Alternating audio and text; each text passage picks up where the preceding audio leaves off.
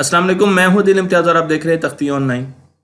कुछ अरसे पहले मैंने एक ख्वाब देखा और उसमें मैं एक ऐसे प्लेनेट पर पहुंच चुका था जहां चट्टानें हवाओं में फ्लोट कर रही थी, तैर रही थी। मैं बड़ा हैरान हुआ। आहिस्ता आहिस्ता ये ख्वाब मुझे भूल गया, लेकिन फिर मैंने एक फिल्म देखी और उस फिल्म में बिल्कुल ऐसा ही कॉन्सेप्ट दिखाया गया था। चट्टानें हवा में मोहल्लक थी। मैं इस फिल्म को बहुत गौर से देखता गया और सोचता रहा कि चट्टानें सरफेस पर क्यों नहीं गिर रही। क्योंकि जब भी हम अपनी जमीन की तरफ देखते हैं तो हर चीज जमीन की तरफ गिरती है।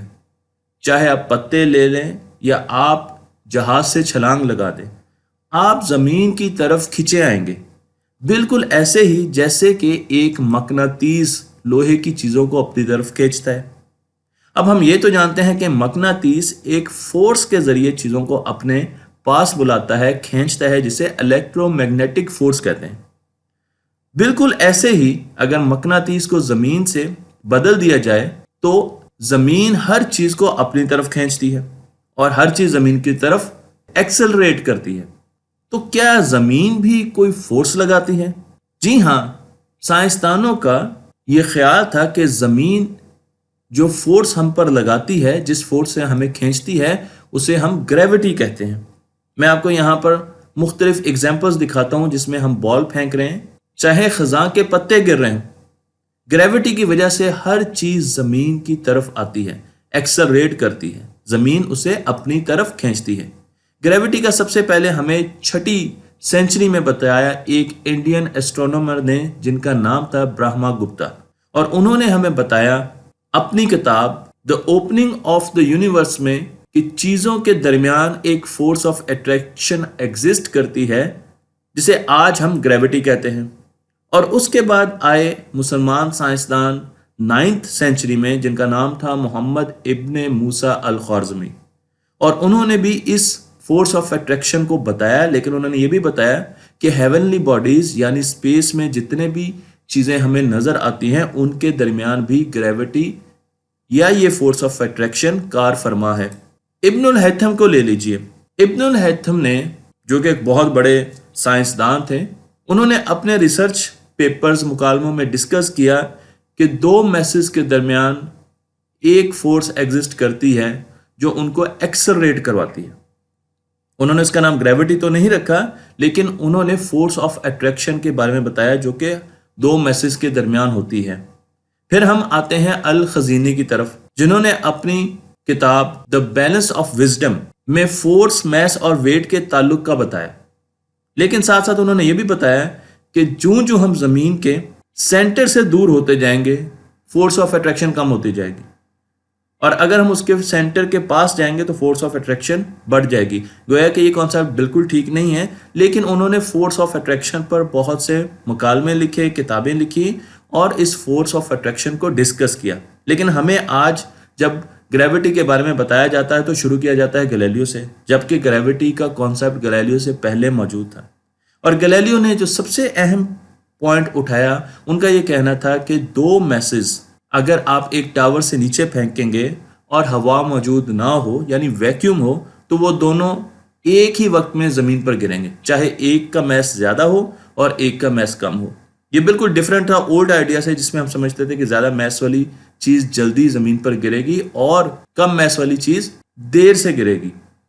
गैलीलियो ने कहा कि हवा की वजह से, हवा की फ्रिक्शन की वजह से दोनों मैस एक वक्त पर जमीन पर नहीं गिरेंगे, लेकिन अगर आप हवा को खत्म कर दें, वैक्यूम में आ जाएं, तो आप एक भारी चीज और एक हल्की चीज को फेंकें हाइट से, तो वो जमीन पर एक ही वक्त पर आकर लगेंगे। और उनके इस एक्सपेरिमेंट को वाज़ह करने के लिए मैं आपको इस अम्ब्रेला की एग्जांपल देता हूं कि मैं आपको यहाँ पे दो अम्ब्रेला दिखा रहा हूं जिनका मैस बराबर है, लेकिन एक को हम खोलकर हाइट से नीचे फेंकेंगे और दूसरी को बंद कंडीशन में फेंकेंगे। तो आपके ख्याल में पहले जमीन पर कौन सी अम्ब्रेला आकर लगेगी? तो आप कहेंगे लेफ्ट वाली अम्ब्रेला, क्योंकि वो बंद थी और इस वजह से वो जल्दी आकर जमीन पर लगेगी। लेकिन अगर इन दोनों अम्ब्रेला को हम चांद पर ले जाएं जहां पर वैक्यूम हो और वहां पर फेंकें, तो ये दोनों अम्ब्रेला एक ही वक्त पर जमीन पर, चांद की जमीन पर या चांद की सरफेस पर आकर टच करेंगी, क्योंकि वहां पर एयर मौजूद नहीं है जो कि इनको लिफ्ट करे। और लिफ्ट करने के लिए राइट अम्ब्रेला बहुत मौजू है क्योंकि एयर ज़्यादा उस पर एक्ट कर सकती है और उसे ऊपर उठाकर रख सकती है, लिफ्ट कर सकती है। तो वो आहिस्ता आहिस्ता नीचे की तरफ आएगी, जबकि बाईं तरफ की अम्ब्रेला फौरन नीचे आएगी क्योंकि उस पर एयर की रेजिस्टेंस बहुत कम होगी। यही चीज़ प्रूव की अपोलो 1971 के मिशन ने, जिसमें चांद पर पहली मर्तबा जब इंसान गया तो उसने एक एक्सपेरिमेंट किया, एक हथौड़ी और एक पर को चांद की सतह पर गिराया और उन्होंने देखा कि वो दोनों एक ही वक्त पर चांद की सतह से टकराए, जिसकी आज वीडियो भी मौजूद है। तो जिससे गैलीलियो के अजम्पशन की एक्सपेरिमेंटल वेरिफिकेशन हुई कि अगर एयर मौजूद ना हो तो दोनों चीज़ें एक ही वक्त में ज़मीन से या चांद की सरफेस से टकराएंगी। इसके साथ साथ गैलीलियो का दूसरा बड़ा सवाल यह था कि जब कोई चीज़ ज़मीन पर गिरती है तो क्या वो एक्सेलरेट करती है या वो कांस्टेंट स्पीड के साथ ज़मीन से आकर हिट करती है। इसके लिए मैं आपको एक छोटी सी एग्जांपल दूंगा कि अगर आप एक बॉल लें और उसे ज़मीन से सिर्फ 1 फुट के फासले पर गिराएं तो ज़मीन पर आपको, अगर ज़मीन पर टाइलें लगी हुई हैं तो आपको बहुत थोड़ी सी टाइल, शायद एक टाइल लगे कि वो टूटी हुई है। लेकिन अगर इस बॉल को आप बुर्ज खलीफा पर ले जाएं और वहां से गिराएं, बहुत ऊंची इमारत से गिराएं, तो ये आकर जब ज़मीन से लगेगी तो ये बहुत ज़्यादा टाइलों को तोड़ेगी। इसका मतलब ये है कि इसने मोमेंटम के साथ स्पीड भी गेन की है।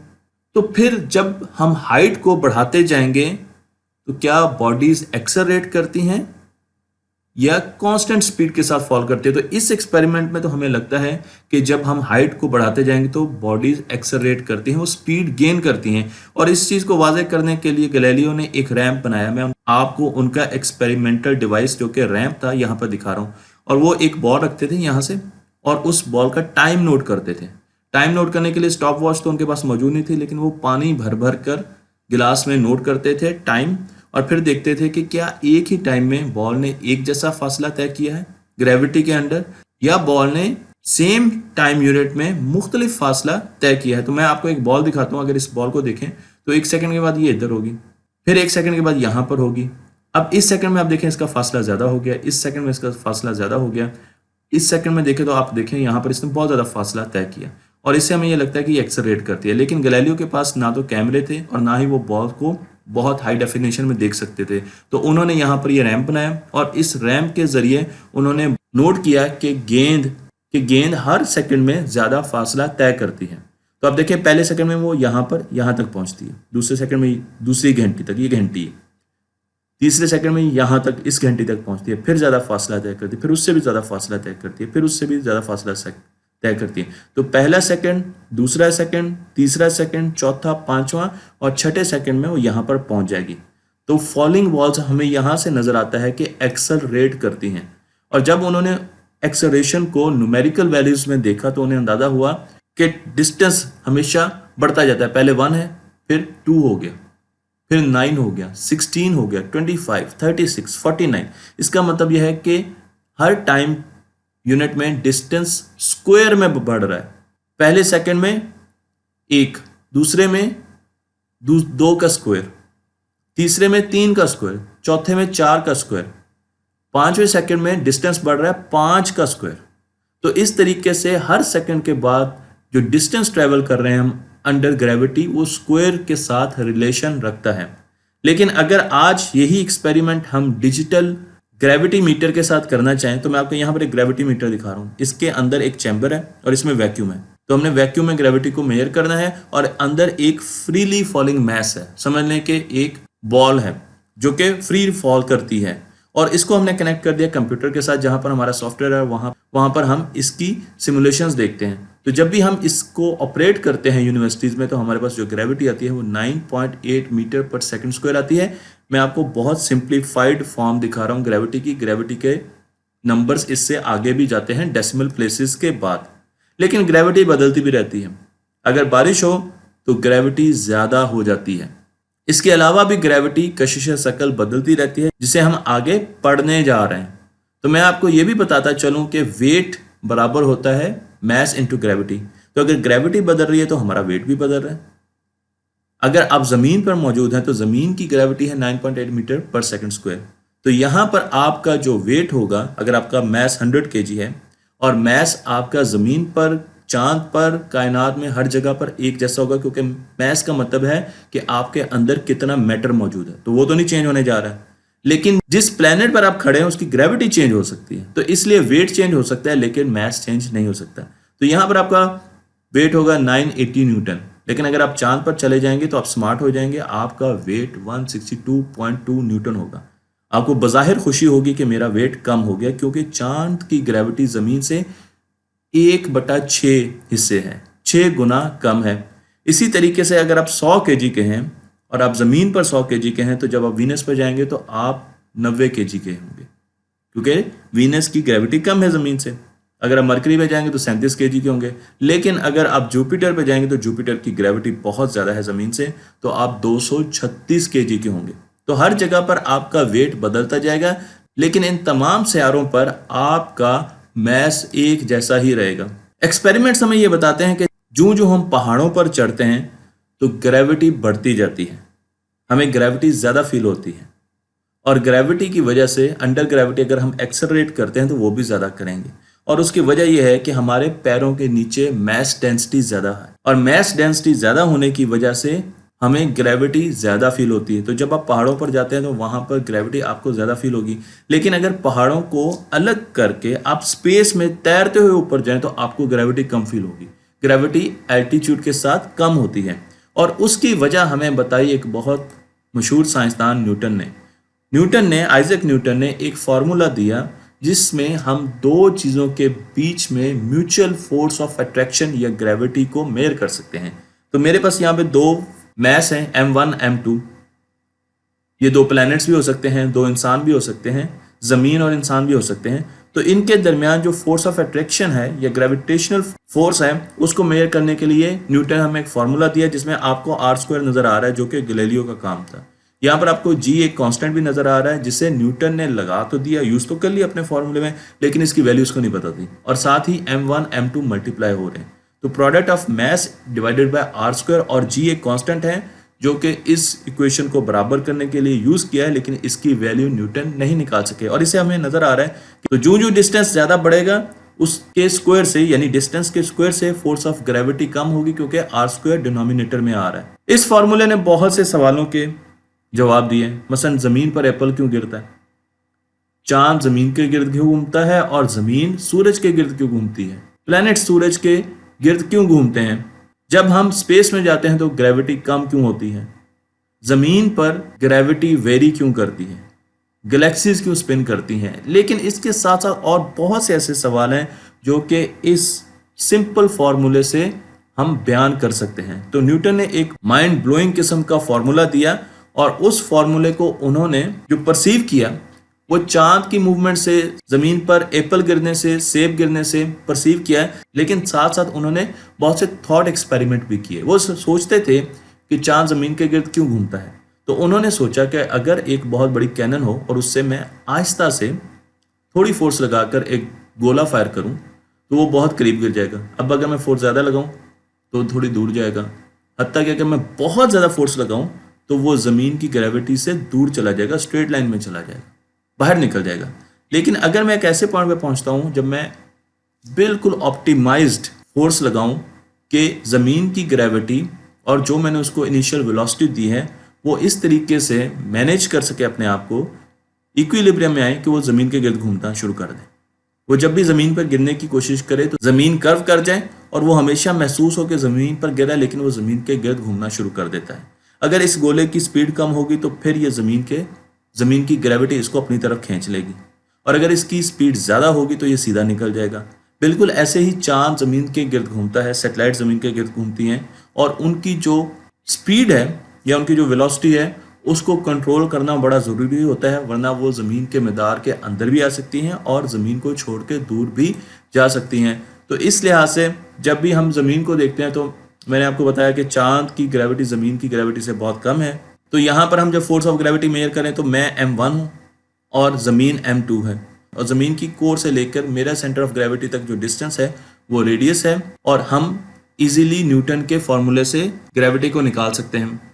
इसी तरीके से आप चांद की ग्रेविटी को भी निकाल सकते हैं, लेकिन न्यूटन का फॉर्मूला में ये भी बताता है कि ज़मीन पर ग्रेविटी एक जैसी नहीं है। मसलन अगर ज़मीन को देखें तो ज़मीन की शक्ल बिल्कुल सर्कुलर नहीं होती, बल्कि ज़मीन क्योंकि रोटेट करती है इसलिए साइड से ये बल्ज करती है, बाहर की तरफ निकलती है, इसकी तोंद बाहर की तरफ होती है, जबकि पोल्स की तरफ ये छोटा रेडियस रखती है।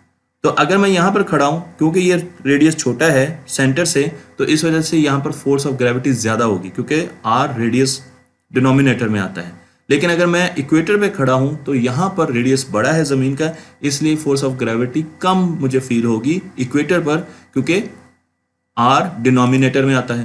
बिल्कुल ऐसे ही अगर आप इक्वेटर पे हैं, आप श्रीलंका में हैं, आप मलेशिया में हैं, आप इक्वेटर पर मूव कर रहे हैं, तो आपको जो ग्रेविटी फील होगी वो सपोज करते हैं 9.78 न्यूटन पर केजी महसूस होगी, और उसके लिहाज से आपका वेट 978 बनेगा।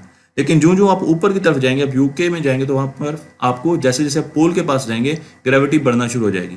अब यहाँ पर 9.81 ग्रेविटी है, तो उसके साथ आपका जो वेट है वो 981 हो गया, यहाँ पर 9.83 है, तो अब आपका वेट बढ़ना शुरू हो गया, इसलिए आप परेशान हो जाएंगे जब भी आप यूरोप की तरफ जाएंगे। तो एक सिंप्लीफाइड फॉर्म ये है कि पोल्स पर ग्रेविटी ज़्यादा होती है और इक्वेटर पर ग्रेविटी कम होती है, और उसकी वजह मैंने आपको रेडियस बताया है, जो कि हमेशा स्क्वायर में डिनोमिनेटर में आता है। बहुत से लोग ये सवाल पूछते हैं कि जब कोर पर अगर हम किसी तरीके से चले जाते हैं तो वहाँ पर ग्रेविटी क्या होती है। तो मैं आपको यहाँ पर मुख्तलिफ सिमुलेशन से लिए गए रिजल्ट दिखा रहा हूँ, फ्री फॉल के या आप कह सकते हैं ग्रेविटी के। तो अगर ज़मीन की जो अंदर की डेंसिटी है उसको कांस्टेंट रखा जाए, उसको लीनियर रखा जाए, उसके मुख्तलिफ मॉडल्स बनाए जाए, तो हमारे पास ग्रेविटी की ये ग्राफ आते हैं। तो आप देख सकते हैं कि हर ग्राफ में कोर पर आपकी ग्रेविटी जीरो होती है। कोर पर आप चले जाएं तो आपको कोई एक्सेलरेशन नहीं मिलेगी, आपकी एक्सेलरेशन नहीं होगी टुवर्ड्स कोर, क्योंकि आप पहले कोर पर मौजूद हैं, तो ग्रेविटी भी जीरो होगी।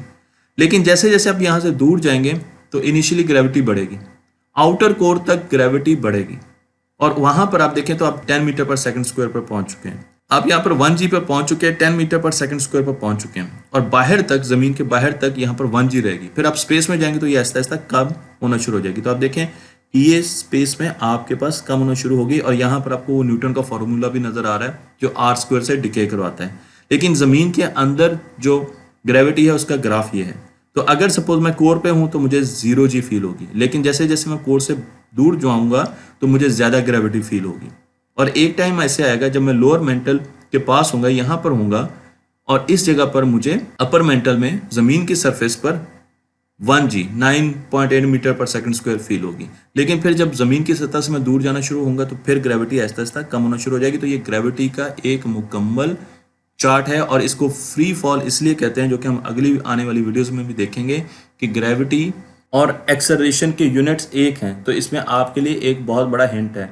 तो जब हमने दुनिया का ग्रेविटी मॉडल बनाना था, ग्रेविटेशनल फील्ड मॉडल बनाना था, तो 2002 में नासा ने ग्रेस मिशन भेजा, जो कि 2 सैटेलाइट्स पर मुश्तमिल था, और वो ज़मीन की मुख्तलिफ किस्म के मॉडल्स बना रहा था ताकि वो ग्रेविटेशनल फील्ड मॉडल ज़मीन का बना सके, देख सके कि कहाँ पर ग्रेविटी ज़्यादा है और कहाँ पर ग्रेविटी कम है। तो उन्होंने जो हमें मॉडल बनाया वो मैं आपको दिखा रहा हूँ। आप देख सकते हैं कि जो लाल रंग है वहाँ पर ग्रेविटी ज़्यादा है, और जो ब्लू कलर है वहाँ पर ग्रेविटी बहुत कम है, और इसके जो यूनिट्स हैं वो मिली गैल्स हैं। गैल्स गैलीलियो से लिए गए थे, ये एक छोटा यूनिट है ग्रेविटी का। तो आप देख सकते हैं कि यहाँ पर आपको बिल्कुल क्लियर नहीं नजर आ रहा कि नॉर्थ पोल और साउथ पोल में ग्रेविटी ज़्यादा है और बीच में इक्वेटर पे ग्रेविटी कम है, लेकिन आपको यहाँ पे कुछ एबनॉर्मेलिटीज़ भी नज़र आ रही है। यहाँ पर आप देखें आपको ज़्यादा ग्रेविटी नज़र आ रही है। तो ये क्या वजह है कि यहाँ पर बीच में आपको क्यों ज़्यादा ग्रेविटी नज़र आ रही है? तो जब हमने इनको गौर से देखा तो हमें पता चला कि जहाँ पर ट्रेंचेज हैं, समंदर में बहुत बड़ी बड़ी खाइयाँ हैं, वहाँ पर ग्रेविटी बहुत ज़्यादा कम है। जिस तरीके से मैं आपको मेरिना ट्रेंच दिखा रहा हूँ, जो कि बहुत गहरी जगह है, हमारी दुनिया की इस वक्त सबसे ज़्यादा गहरी जगह, यहाँ पर आपको ग्रेविटी कम नज़र आएगी। लेकिन जहाँ जहाँ पर आपको पहाड़ी सिलसिले नज़र आते हैं वहाँ पर आपको ग्रेविटी ज़्यादा नज़र आती है। तो आप देख सकते हैं कि ये समुद्री इलाका होगा, ट्रेंचेज होंगी, तो यहाँ पर ग्रेविटी कम है। लेकिन यहाँ पर आप देखें तो यहाँ पर आपको ग्रेविटी ज़्यादा नज़र आ रही है। इसका मतलब ये है कि यहाँ पर कहीं ना कहीं पहाड़ी इलाके आपको मिल रहे हैं। तो ग्रेस ने एक और ग्रेविटी मॉडल भी दिया जिसमें आप देख सकते हैं कि रेड कलर के जो हिस्से हैं जहाँ पर ग्रेविटी ज़्यादा वो बाहर निकाल दिए, और जहाँ पर ग्रेविटी कम है उनको अंदर कर दिया। तो आप देख सकते हैं कि ज़मीन की शक्ल फिर इस तरीके से नज़र आएगी। अगर हम ग्रेविटी की ऐनक को लगा कर देखें तो हमें ज़मीन ऐसी नज़र आएगी, जहाँ जहाँ पर ग्रेविटी ज़्यादा है वहाँ पर बाहर की तरफ निकली हुई है ज़मीन एक, और जहाँ पर ग्रेविटी कम है वहाँ से अंदर गई है। तो ग्रेविटी मॉडल आपको ऐसे नज़र आता है। और इसमें और भी बहुत से फैक्टर यूज़ होते हैं, वेदर फोरकास्ट भी यूज़ होती है, पानी कितना है ज़मीन के नीचे, आइस कंटेंट कितना है, और बहुत सी ऐसी चीज़ें हैं जिन्हें अभी हम समझने की कोशिश कर रहे हैं, लेकिन ग्रेविटी ज़मीन की हर जगह पर वेरी करती है। ग्रेविटी के फॉर्मूले में जी आता था, जिसे न्यूटन ने कैलकुलेट नहीं किया, लेकिन उसको कैलकुलेट किया एक ब्रिटिश साइंटिस्ट ने जिनका नाम था हेनरी कैवेंडिश 1797 में। और उनका ऑपरेटर्स मैं आपको यहाँ पर दिखा रहा हूँ। ये एक टॉर्शन बैलेंस है जिसमें आपके पास दो बड़ी बॉडीज लगी हुई हैं और उनके साथ हमने दो छोटी बॉडीज लगा दी हैं। और फिर हम देखते हैं कुछ अरसे में कि छोटी बॉडीज और बड़ी बॉडीज आहिस्ता आहिस्ता इनके बीच में डिस्टेंस कम होता है, क्योंकि छोटी बॉडी बड़ी बॉडी की तरफ अट्रैक्ट होती थी। इस पूरे डिवाइस में कोई एयर नहीं, एयर को मिनिमाइज किया गया, डस्ट को मिनिमाइज किया गया। ऑब्जर्वेशन के लिए दो ग्लासेस लगाए गए, बाहर से बैठकर कैवेंडिश एग्जामिन करते थे और उन्होंने देखा कि कुछ दिनों के बाद 4 मिलीमीटर छोटी बॉडी बड़ी बॉडी के करीब चली गई, जिससे उन्होंने फर्दर कैलकुलेशन की। आज हम इस अपरेटस को मिरर की मदद से लाइट को शाइन करके भी इसकी डिफ्लेक्शन देख सकते हैं और उसके जरिए आने वाले साइंसदानों ने जी को कैलकुलेट किया। तो जी हमें इस एक्सपेरिमेंट से मिली। और अभी मैंने आपको बताया कि हमारी ग्रेविटी वेरी करती है। पहाड़ी सिलसिलों पर ग्रेविटी ज़्यादा होती है, पोल पर ज़्यादा होती है, इक्वेटर पर कम होती है। तो मैं अगर अंदाज़ा लगाना चाहूँ कि पाकिस्तान में सबसे ज़्यादा ग्रेविटी कहाँ होगी, पहाड़ी इलाके कहाँ हैं, शुमाली इलाकों में। और शुमाली इलाके तो हमारे शुमाल में है, यानी हमारे नॉर्थ में है। तो नॉर्थ में तो जाते जाएंगे तो आहिस्ता आहिस्ता वैसे ही ग्रेविटी बढ़ना शुरू हो जाएगी। तो फिर आप अंदाज़ा लगा सकते हैं कि पाकिस्तान के वो इलाके जहाँ पर ग्रेविटी सबसे ज़्यादा होगी वो कौन से होंगे। वो हमारे शुमाली इलाके होंगे जहाँ पर माउंटेन रेंजेस हैं, जिससे हिमालयाज। तो हिमालयाज अगर आप यहाँ पर देखें तो आप देख सकते हैं कि यहाँ पर आपको ग्रेविटी काफ़ी ज़्यादा नज़र आ रही है, क्योंकि यहाँ पर मैस की कंसंट्रेशन बहुत ज़्यादा है। तो जब भी अगली मरतबा आप नॉर्दर्न एरियाज को विजिट करें तो आप जान लें कि वहाँ पर ग्रेविटी ज़्यादा है और वहाँ पर आपका वज़न भी ज़्यादा होगा। बहुत कम फ़र्क होगा, लेकिन अगर आप मेयर करके जाएं तो आपको अंदाज़ा हो जाएगा कि वहाँ पर जाकर आपका वज़न ज़्यादा है। तो पाकिस्तान की सबसे ज़्यादा ग्रेविटी हिमालयाज की पहाड़ियों पर है। वो सिलसिले जो हमारे मुल्क में आते हैं वहाँ पर हमें सबसे ज़्यादा ग्रेविटी मिलेगी। और इसके साथ साथ अगर आप देखें तो ब्लू कलर वो हैं जहाँ पर आपको सबसे कम ग्रेविटी मिलेगी। सबसे कम ग्रेविटी के हिस्से भी देख सकते हैं। यहाँ पर आप देख सकते हैं कि श्रीलंका के पास बहुत ज़्यादा ग्रेविटी कम है, सी में कम है, लेकिन उसके साथ साथ पहाड़ों के साथ भी आपको कई जगह ऐसी नज़र आती हैं जहाँ पर ग्रेविटी बहुत कम है।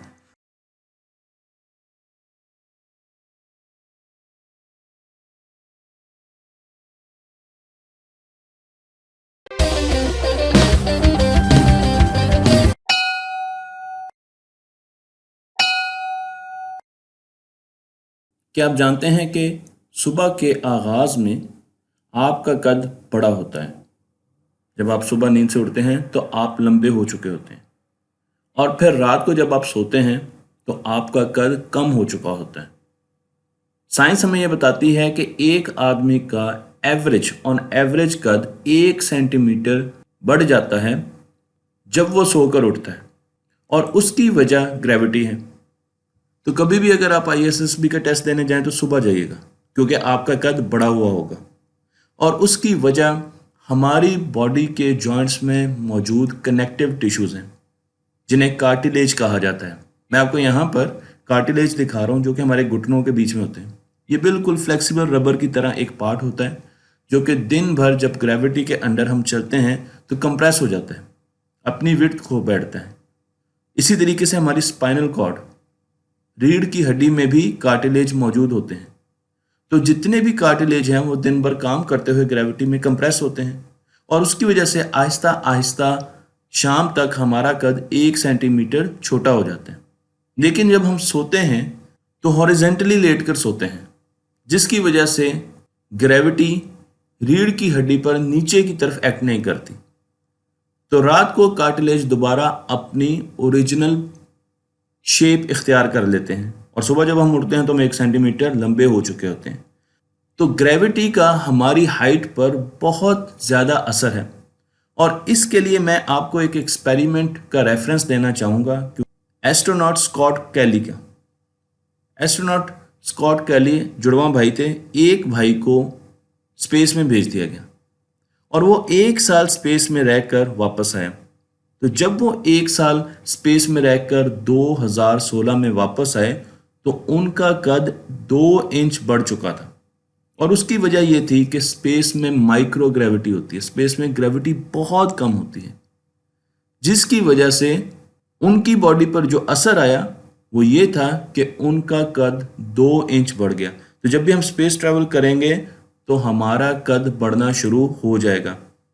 माइक्रो ग्रेविटी की जब मैं बात करता हूं तो यहां पर मैं आपको थोड़ा सा बता दूं कि हमारी ज़मीन की ग्रेविटी 1G है। 9.8 मीटर पर सेकंड स्क्वायर को हम 1G कहते हैं। अगर आप मून पर चले जाएं तो आपको यही फोर्स ऑफ ग्रेविटी 0.18G मिलेगी, कम मिलेगी। मार्स पर 0.38G मिलेगी और इंटरनेशनल स्पेस स्टेशन पर जो कि हमारी ज़मीन के गिर्द घूम रहा है 0G मिलेगी, बहुत कम मिलेगी। और इसी वजह से वहाँ पर हर चीज़ फ्री फॉल कर रही है, ज़मीन की तरफ गिर रही है। इवन कि ये पूरा स्पेस स्टेशन भी ज़मीन की तरफ गिर रहा है। तो यहाँ आपको माइक्रो ग्रेविटी का अंदाज़ा हो गया। लेकिन माइक्रो ग्रेविटी में चीज़ें बड़े स्ट्रेंज अंदाज में बिहेव करती हैं। मसलन मैं आपको दोनों तरफ, दोनों पिक्चर्स में पानी दिखा रहा हूँ, लिक्विड दिखा रहा हूँ। एक तरफ हमने उसमें कलर मिलाया है और दूसरी तरफ सिंपल पानी है। लेकिन आप देखें कि पानी ज़मीन पर ग्रेविटी की वजह से गिर नहीं रहा, बल्कि पानी ने अपनी शक्ल को, सर्कुलर शक्ल को बरकरार रखा है और उसका बिहेवियर स्पेस में बिल्कुल मुख्तलिफ है। अगर आप एक गीले तौलिए को निचोड़ें तो आपको पता चलेगा कि माइक्रो ग्रेविटी में पानी नीचे नहीं गिरेगा, क्योंकि ग्रेविटी तो है ही नहीं, बल्कि वेटलेसनेस और सरफेस टेंशन की वजह से ये पानी आपकी आस्तीनों में चढ़ना शुरू हो जाएगा। माइक्रो ग्रेविटी में हमारी बोन्स पर भी बहुत ज़्यादा असर होता है। हमारी बोन्स आहिस्ता आहिस्ता वीक होना शुरू हो जाती हैं, हमारी बोन्स की डेंसिटी कम होना शुरू हो जाती है। और मैं आपको यहाँ पर दिखा रहा हूँ कि जब एस्ट्रोनॉट्स वापस आते हैं तो उनकी बोन्स बहुत ज़्यादा कमज़ोर हो जाती हैं। बोन्स की डेंसिटी को बरकरार रखने के लिए एस्ट्रोनॉट्स को कम से कम 1.5 से 2 घंटे रोज़ाना एक्सरसाइज करनी पड़ती है स्पेस स्टेशंस में। इसी तरीके से माइक्रो ग्रेविटी में ब्लड की सर्कुलेशन पूरी बॉडी पर नहीं होती, बल्कि ब्लड टांगों में नहीं जाता, क्योंकि ज़मीन पर ब्लड टांगों में जो जाता है उसकी वजह ग्रेविटी है। स्पेस स्टेशन में तो ग्रेविटी है नहीं। इस वजह से ब्लड ज़्यादातर हमारे सीने में जमा हुआ रहता है और हमारी टांगें आहिस्ता आहिस्ता कमज़ोर होना शुरू हो जाती हैं। इसके लिए भी एक्सरसाइज की ज़रूरत है। माइक्रो ग्रेविटी में हमें यह भी पता चला कि दिमाग में एक ख़ास किस्म का लिक्विड बनना शुरू हो जाता है जिसे सेरिब्रोस्पाइनल फ्लूइड CSF कहते हैं। और इसके बनने की वजह से एक इफेक्ट जो आता है वो ये आता है कि हमारी आंखों की विजन कम हो जाती है, क्योंकि हमारी आंखों के पीछे ये लिक्विड जमा होना शुरू हो जाता है। तो एस्ट्रोनॉट्स को बहुत ज़्यादा प्रॉब्लम होता है, क्योंकि जब ये लिक्विड जमा होता है तो ये प्रेशर एक्सर्ट करता है और इसकी वजह से हमारी आई बॉल और हमारी ऑप्टिकल डिस्क स्वेल कर जाती हैं, सूज जाती हैं और हमें नज़र आना कम हो जाता है। मैं आपको ये भी बताता चलूँ कि माइक्रो ग्रेविटी में मसल्स भी कमज़ोर होते हैं और इस प्रॉब्लम को एट्रोफी कहते हैं। तो आपको यहाँ पर मैं मसल्स दिखा रहा हूँ, आप उनकी डेंसिटी देखें तो आपको अंदाज़ा होगा कि मसल्स आहिस्ता आहिस्ता कमज़ोर हो रहे हैं माइक्रो ग्रेविटी में। और अगर आप वैसे देखें तो आपको नज़र आएगा कि देखें बाजू और टांगे किस तरीके से कमज़ोरी का शिकार हैं जब हम बहुत अरसा माइक्रो ग्रेविटी में रहते हैं या जब हम मार्स पर जाने की कोशिश करेंगे। और आखिर में मैं बता दूं कि माइक्रो ग्रेविटी में लंबे बार रख के बिल्कुल नहीं जाना चाहिए। बेहतरीन है कि आप टेंड करवा लें, लेकिन ये मैं संजीदगी से नहीं कह रहा। तो माइक्रो ग्रेविटी हमारी बॉडी को बहुत तरीक़ों से अफेक्ट करती है और इस पर पूरी रिसर्च की जा रही है ताकि हमें पता चल सके कि जब हम मार्स के लिए 6 महीने माइक्रो ग्रेविटी में रहेंगे तो उस वक्त हमारी बॉडी पर क्या क्या चीज़ें असर करेंगी और हमें किन किन मुश्किलात का सामना करना पड़ेगा।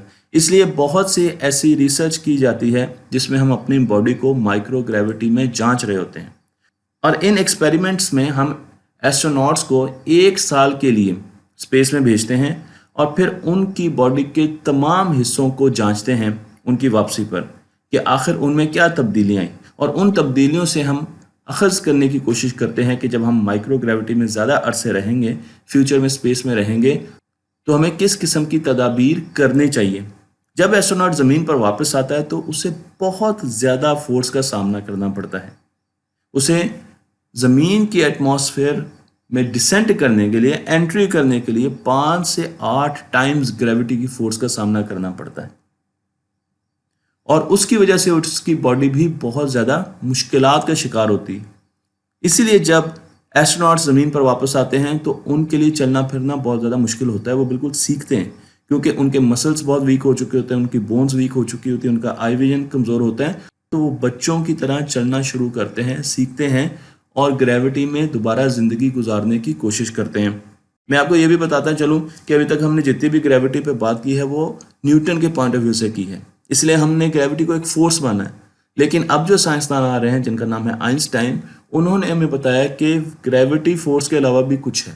इसलिए जब मैं ग्रेविटी को फोर्स नहीं कहूँगा तो आपने इस पर बहुत ज़्यादा परेशान नहीं होना, क्योंकि अब ये बहुत ज़्यादा डिबेट चल रही है कि क्या वाकई ग्रेविटी फोर्स है या ग्रेविटी फोर्स नहीं है बल्कि कुछ और है। तो आइंस्टाइन ने आकर जब ग्रेविटी पर बहुत ज़्यादा पढ़ा तो उन्हें पता चला कि उनसे पहले लोगों ने ग्रेविटी को फोर्स, म्यूचुअल अट्रैक्शन की फोर्स बयान किया। तो दो बॉडीज़ के दरमियान एक फोर्स एग्जिस्ट करती है। अगर एक बच्चा बॉल को स्ट्रिंग से टाई करके घुमा रहा है तो आप देख सकते हैं कि इसके और इस बॉल के बीच में जो स्ट्रिंग है वो as a gravitational force exist करता है। लेकिन आइंस्टाइन को ये ग्रेविटेशनल फोर्स ज़मीन और सूरज के दरमियान नज़र नहीं आई। न्यूटन का ये कहना था कि ये फोर्स इंस्टेंटेनियस है, हर वक्त काम कर रही है। तो अगर ज़मीन सूरज के गिर्द घूम रही है तो उसकी वजह ग्रेविटी है। ग्रेविटी एक फोर्स है जो दोनों पर लग रही है एक स्ट्रिंग की तरह, और सूरज ज़मीन को अपने गिर्द घुमा रहा है। लेकिन न्यूटन ये एक्सप्लेन नहीं कर सके कि ग्रेविटी कैसे काम करती है।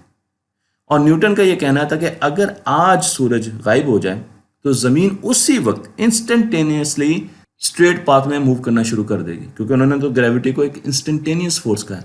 हालांकि आज हम ये जानते हैं कि ज़मीन तक रोशनी को आने में 8.3 मिनट लगते हैं। तो इसका मतलब ये है कि फोर्स ऑफ ग्रेविटी रोशनी से भी ज़्यादा तेज़ी से एक्ट करती है। न्यूटन का ये कहना था। आइंस्टाइन इस पॉइंट ऑफ व्यू से बिल्कुल मुत्तफिक नहीं थे। वो ग्रेविटी को फोर्स मानने पर पूरी तरीके से तैयार नहीं थे और उसके लिए उन्होंने बहुत से माइंड एक्सपेरिमेंट किए। तो आज वैसा ही एक माइंड एक्सपेरिमेंट मैं आपको यहाँ पर दिखा रहा हूँ जो कि जदीद टेक्नोलॉजी से किया गया है, लेकिन उससे आपको अंदाज़ा होगा कि आइंस्टाइन कितनी दूर का सोच रहे थे। हम अज्यूम करते हैं कि मैं इस वक्त बुर्ज खलीफा की छत पर खड़ा हूँ और वहाँ से मैं एक ग्रेविटी मीटर को नीचे फेंकता हूँ। जब मैंने ग्रेविटी मीटर अपने हाथ में थामा हुआ है तो आप देख सकते हैं कि उस वक्त इस पर जो ग्रेविटी आ रही है वो 1G है। ये 1G ग्रेविटी है। स्टैटिक हूँ इस वक्त मैं। जैसे ही मैंने इस ग्रेविटी मीटर को नीचे फेंका तो आप देख सकते हैं कि फोर्स ऑफ ग्रेविटी एकदम ज़ीरो हो गई।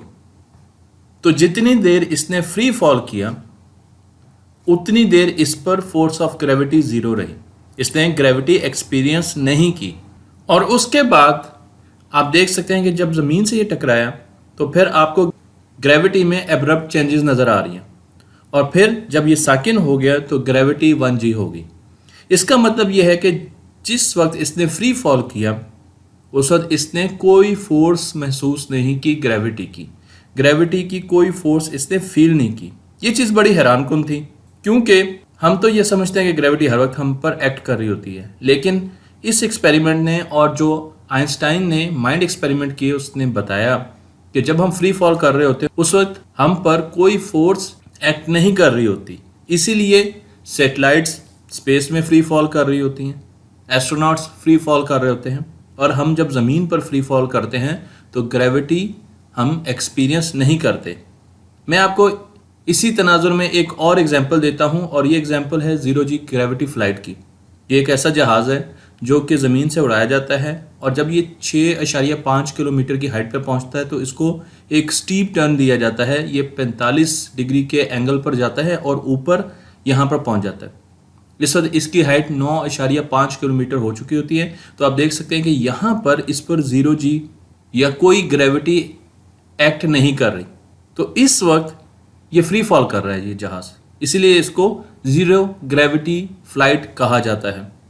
30 सेकंड के लिए ये फ्री फॉल करता है, उसके बाद फिर इसको दोबारा नीचे लेके आते हैं, फिर आहिस्ता इसको ऊपर लेके चलते हैं, फिर ये फ्री फॉल करता है। तो इस तरीके से एक साइन वेव बनाता है। और जब ये फ्री फॉल करता है, जब इसके अंदर बैठे लोग 0 ग्रेविटी फील करते हैं तो वो फ्री फॉल कर रहे होते हैं। आप देखें वो बिल्कुल वैसे ही हवा में स्विम कर रहे हैं जिस तरीके से एस्ट्रोनॉट स्पेस में स्विम करते हैं। मैं आपको उनकी मुख्तलिफ यहाँ पर तस्वीरें दिखा रहा हूँ। तो इससे अब आपको अंदाज़ा हो जाना चाहिए कि जब भी कोई चीज़ फ्री फॉल करती है तो उस पर ग्रेविटी एक्ट नहीं करती। यही चीज़ मैं आपको इस लिफ्ट में दिखा रहा हूँ जिसका ऊपर वाला स्ट्रिंग कट गया है किसी वजह से।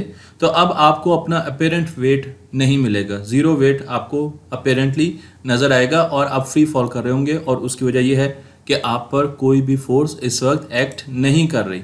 फ्री फॉल की सोच बहुत मुख्तलिफ थी न्यूटन की सोच से।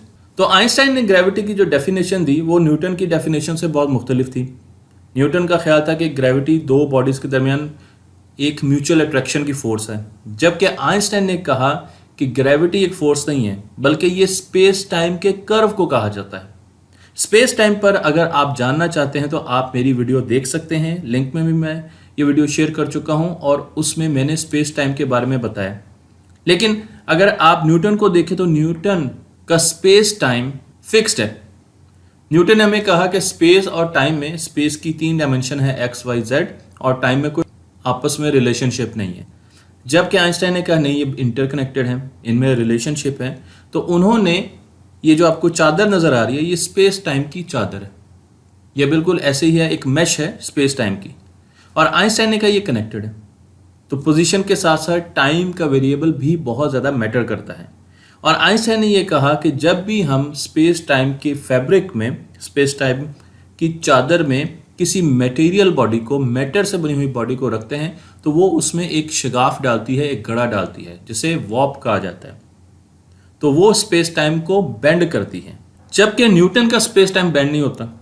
तो अब अगर आप न्यूटन के स्पेस टाइम में जो उन्होंने हमें बताया है उसमें आप ट्रैवल कर रहे हैं, तो जब तक आप पर एक फोर्स नहीं लगेगी आप अपनी डायरेक्शन चेंज नहीं करेंगे। न्यूटन ने हमें यही बताया है। लेकिन अगर आप आइंस्टाइन की स्पेस टाइम फैब्रिक में ट्रैवल कर रहे हैं तो अब आप जैसे जैसे ट्रैवल करते जाएंगे आप देखें यहाँ पर क्योंकि स्पेस टाइम बजाते खुद कर्व हो रहा है तो आप नीचे की तरफ जाना शुरू हो जाएंगे।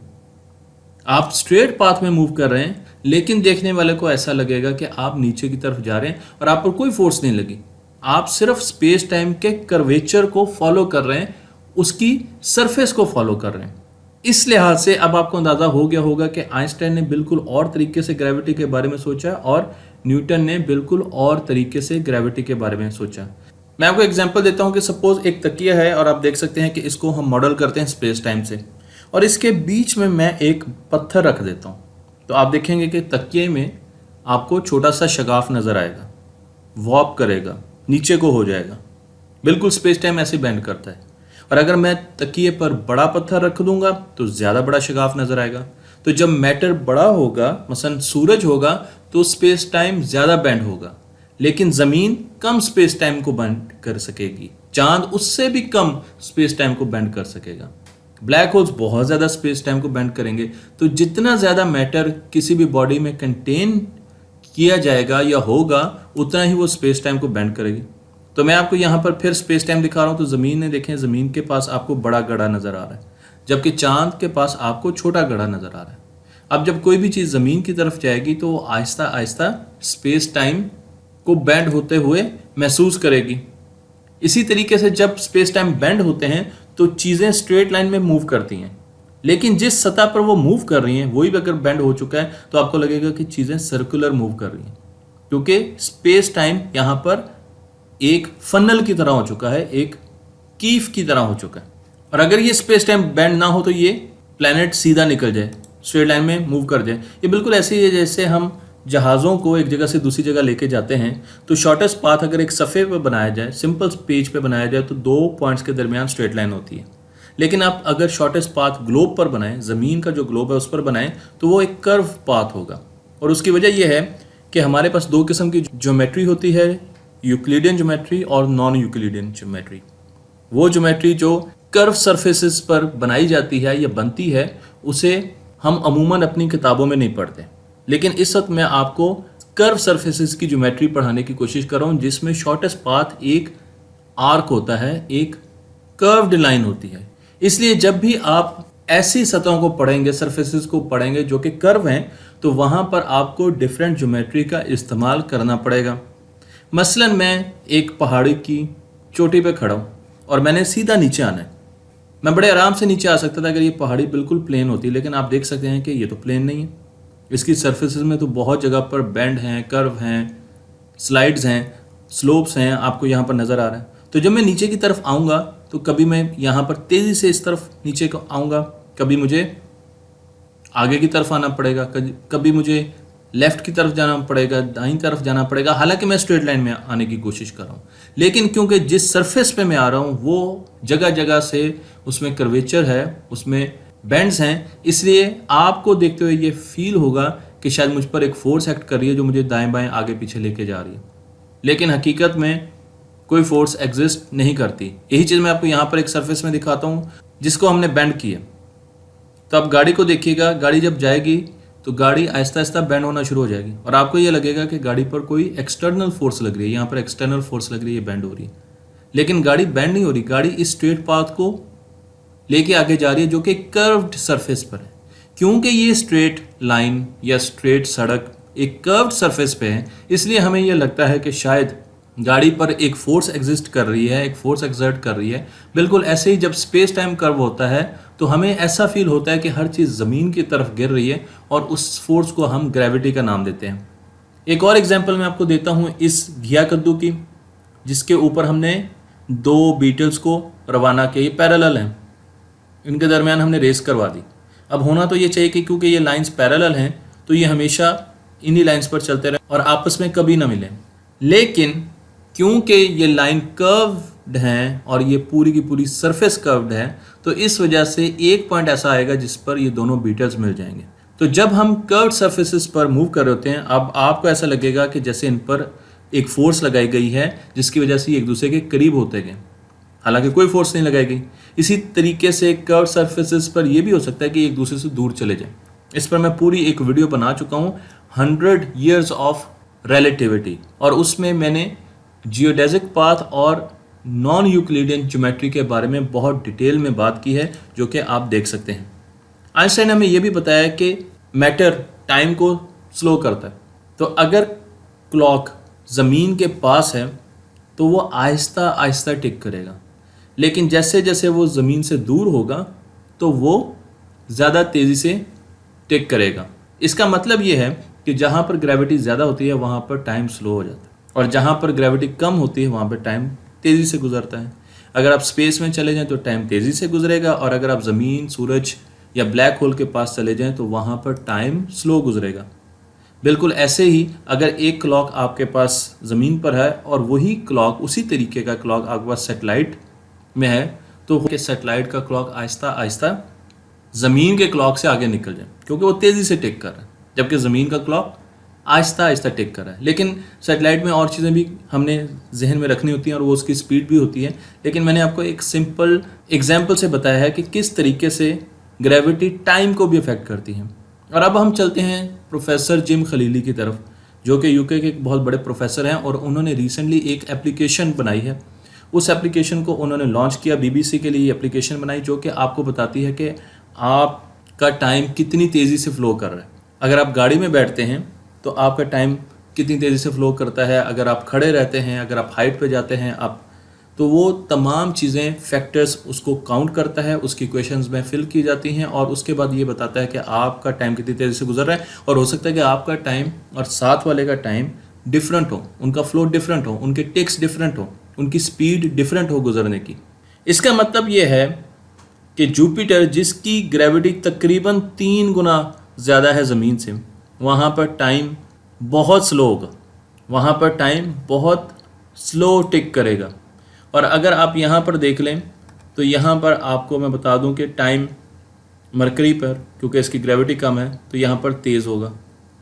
इसी तरीके से ज़मीन पर इसकी ग्रेविटी मरकरी से ज़्यादा, तो यहाँ पर निस्बतन स्लो होगा, लेकिन सबसे ज़्यादा स्लो होगा जुपिटर पर। जुपिटर में क्लॉक हमारे बहुत ज़्यादा स्लो होंगे और सूरज में उससे भी ज़्यादा स्लो होंगे। मैं ये भी बताता चलूँ कि मैंने केजी का यूनिट यूज़ किया था पिछली प्रेजेंटेशन में, तो मैं आपको बता सकता हूँ कि कुछ कंडीशन में वेट के लिए केजी का यूनिट इस्तेमाल हो सकता है। आइंस्टाइन ने यह भी बताया कि मैटर की बॉडीज़ कर्व डालती हैं स्पेस टाइम में, और जितना बड़ा कर्व होगा उतना ही ज़्यादा हम ग्रेविटी को फील करेंगे और उतना ही ज़्यादा स्लो टाइम होगा। तो अगर आप मरीख पर जाएंगे तो अब तक की जो हमारी डिस्कशन है उसके मुताबिक आपकी एज आहिस्ता आहिस्ता गुजरेगी, आपका कद छोटा हो जाएगा और आपका वज़न बढ़ जाएगा। तो हर प्लेनेट पर अगर ज़िंदगी इवॉल्व होती तो उसकी साथ काफ़ी ज़्यादा मुख्तलिफ होती और उसमें ग्रेविटी का बहुत बड़ा हाथ होता है। इसी तरीके से जब हम ज़मीन से निकलने की कोशिश करते हैं किसी भी रॉकेट के साथ, तो हमें एक ख़ास किस्म की वेलोसिटी चाहिए होती है बाहर निकलने के लिए ज़मीन की ग्रेविटी से, जिसे एस्केप वेलोसिटी कहते हैं। तो आप देख सकते हैं उसका फॉर्मूला मैंने आपको यहाँ पर दिखा दिया, जिसमें ग्रेविटी भी है और ज़मीन का मैस भी है और उससे उसका डिस्टेंस भी है। आप देख सकते हैं कि सबसे ज़्यादा एस्केप वेलोसिटी जुपिटर की है, क्योंकि उसकी ग्रेविटी ज़्यादा है, इसलिए आपको ज़्यादा फोर्स लगानी पड़ती है जुपिटर से निकलने के लिए। तो मैं आपको यहाँ पर दिखा रहा हूँ कि जुपिटर में आपको सबसे ज़्यादा फोर्स लगानी पड़ेगी।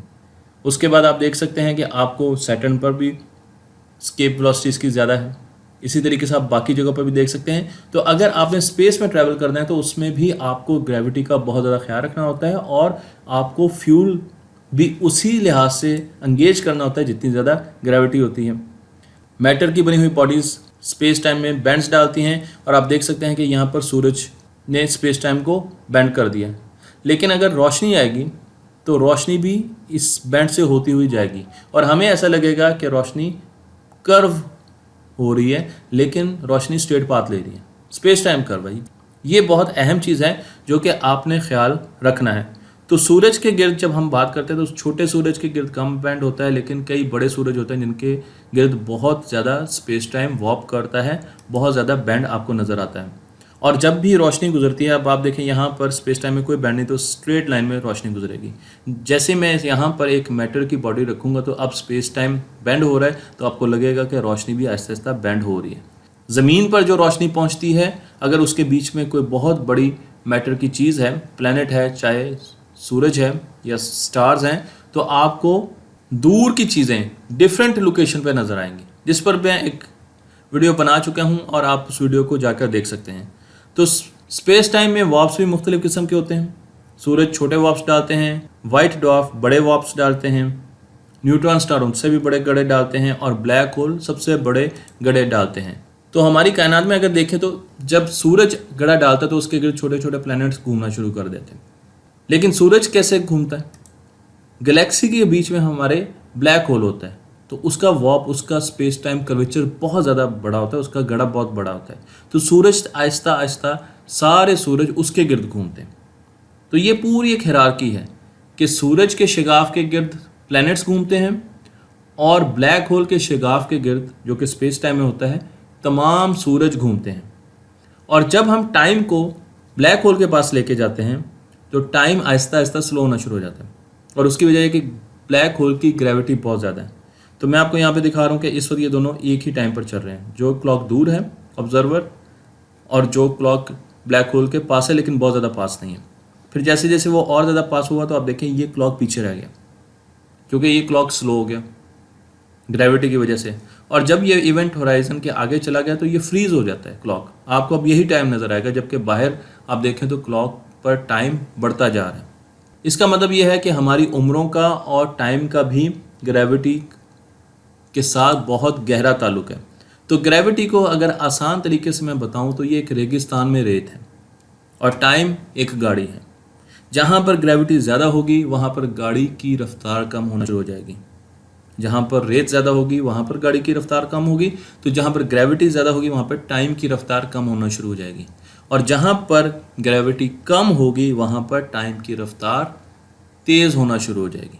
आइंस्टाइन ने एक नया ख्याल दिया, अभी भी हम उस पर बहुत ज़्यादा रिसर्च कर रहे हैं। और आइंस्टाइन ने सबसे पहले हमें ये बताया कि ग्रेविटी को फोर्स के तौर पर देखना दुरुस्त नहीं है, बल्कि तो आइंस्टाइन का ये मानना है कि ज़मीन पर सारी चीज़ें इसलिए गिरती हैं या ज़मीन उनकी तरफ एक्सेलरेट करती है क्योंकि ज़मीन स्पेस टाइम को कर्व करती है, स्पेस टाइम को बेंड करती है, स्पेस टाइम में गड़ा डालती है।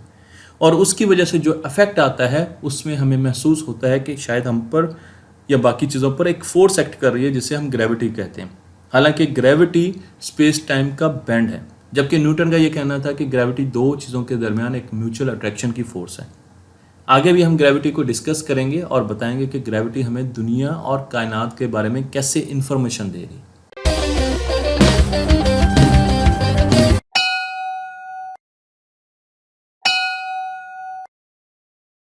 तो मैं आपको लेके चलता हूं फ्रेम ऑफ रेफरेंस। हमारे पास हमारी यूनिवर्स में ब्रॉडली स्पीकिंग दो किस्म के फ्रेम ऑफ रेफरेंस होते हैं। एक इनर्शियल फ्रेम ऑफ रेफरेंस होता है और एक non inertial frame of reference होता है, जिसे एक्सेलरेटिंग फ्रेम ऑफ रेफरेंस भी कहा जाता है। तो सबसे पहले हम बात करेंगे इनर्शियल फ्रेम ऑफ रेफरेंस की। ये एक ऐसा फ्रेम ऑफ रेफरेंस होता है जिसमें एक्सेलरेशन नहीं होती।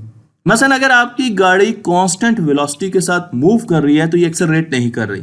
इसका मतलब उस वक्त जब तक कि ये कांस्टेंट वेलोसिटी के साथ मूव कर रही है उस वक्त तक ये इनर्शियल फ्रेम ऑफ रेफरेंस है। और जब ये स्टार्ट होकर स्पीड तेज करती है या जब आप ब्रेक अप्लाई करते हैं तो ये स्पीड स्लो करती है तो उस वक्त एक्सेलरेशन होती है, क्योंकि एक्सेलरेशन उस वक्त होती है जब चेंज ऑफ स्पीड हो या आपकी डायरेक्शन बदले। इन दो मौकों पर इनमें से कोई एक काम भी हो तो आप एक्सेलरेट करते हैं और उस वक्त ये car non inertial frame of reference बन जाती है या एक्सेलरेटेड फ्रेम ऑफ रेफरेंस बन जाती है। और इसकी अहमियत क्या है?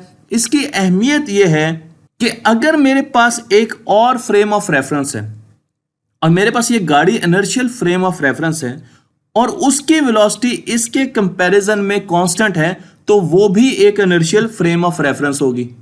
मसलन आप एक जहाज पे जा रहे हैं और वो कांस्टेंट वेलोसिटी के साथ मूव कर रहे हैं तो आप एक इनर्शियल फ्रेम ऑफ रेफरेंस में मूव कर रहे हैं। और आपने देखा एक और जहाज गुजरा जो कि आपके रिलेटिव कांस्टेंट वेलोसिटी के साथ मूव कर रहा था तो वो भी एक इनर्शियल फ्रेम ऑफ रेफरेंस होगा। तो अमूमन ये बात की जाती है कि क्या हमारी ज़मीन एक इनर्शियल फ्रेम ऑफ रेफरेंस है। तो मैं आपको ये बता दूं कि हमारी ज़मीन एक्सेलरेट करती है क्योंकि वो रोटेट भी करती है और अपनी डायरेक्शन भी चेंज करती है। इसलिए ब्रॉडली स्पीकिंग हमारी ज़मीन एक एक्सेलरेटिंग फ्रेम ऑफ रेफरेंस है, non inertial frame of reference है, जबकि ऑब्जर्वर ज़मीन पर मौजूद है। अब हम बात कर लेते हैं non inertial frame of reference की। Non inertial frame of reference वो होते हैं जो एक्सेलरेट करते हैं, जो रोटेट करते हैं। रोटेशनल फ्रेम ऑफ रेफरेंस अमूमन non inertial frame of reference होते हैं और इनमें एक बहुत बड़ा मसला है और वो मसला ये कि इनमें एक फिक्टिशियस फोर्स आती है। इस फोर्स को हम फिक्टिशियस फोर्स भी कहते हैं, इस फोर्स को सूडो फोर्स भी कहते हैं। आप यहां पर देखें तो जब भी हम रोटेट करते हैं तो हमें सेंट्रीफ्यूगल फोर्स ऑब्जर्व होती है, हमें कोरियोलिस फोर्स भी ऑब्जर्व होती है।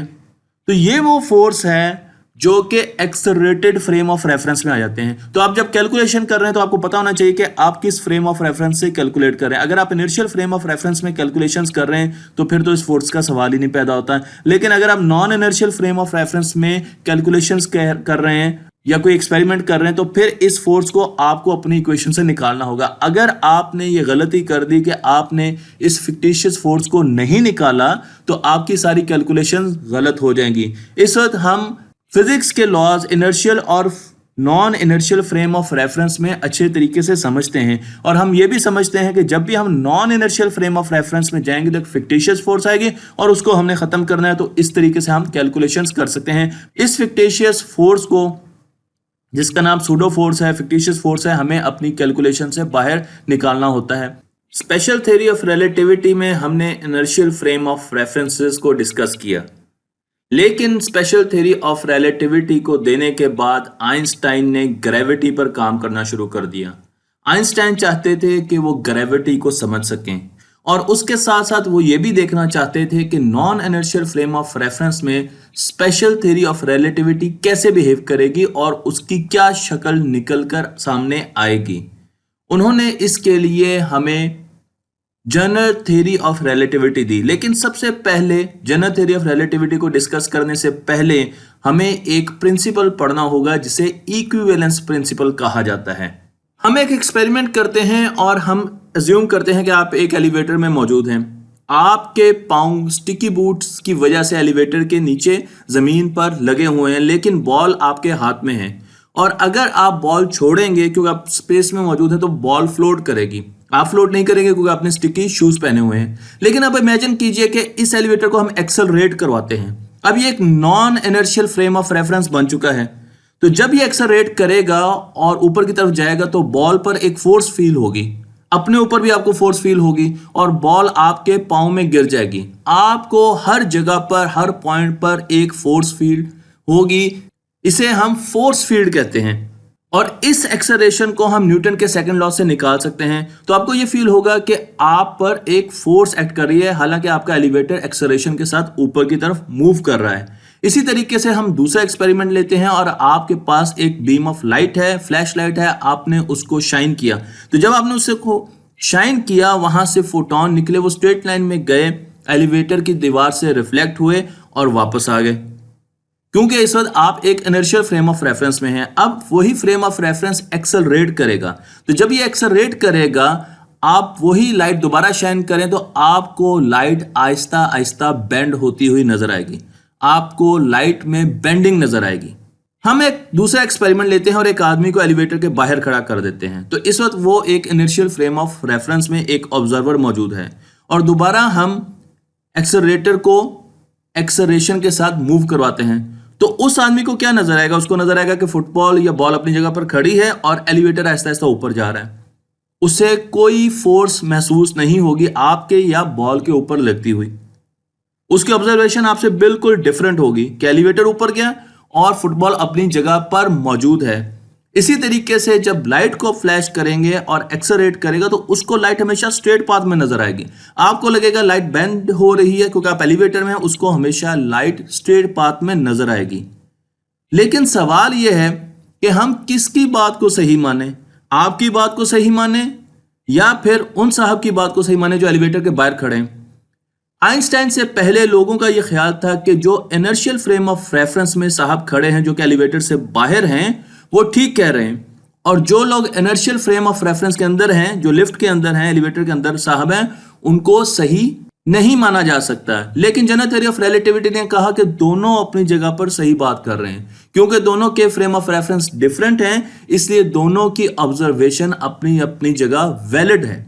इस चीज को और तरीके से समझिए। मसलन मैं एक्सेलरेट करता हूं एक एलिवेटर में, तो मुझे अपने ऊपर एक फोर्स फील होगी, और अगर मैं एलिवेटर में मौजूद हूं जो कि जमीन के ऊपर है, तो मुझे ग्रेविटेशनल फोर्स फील होगी।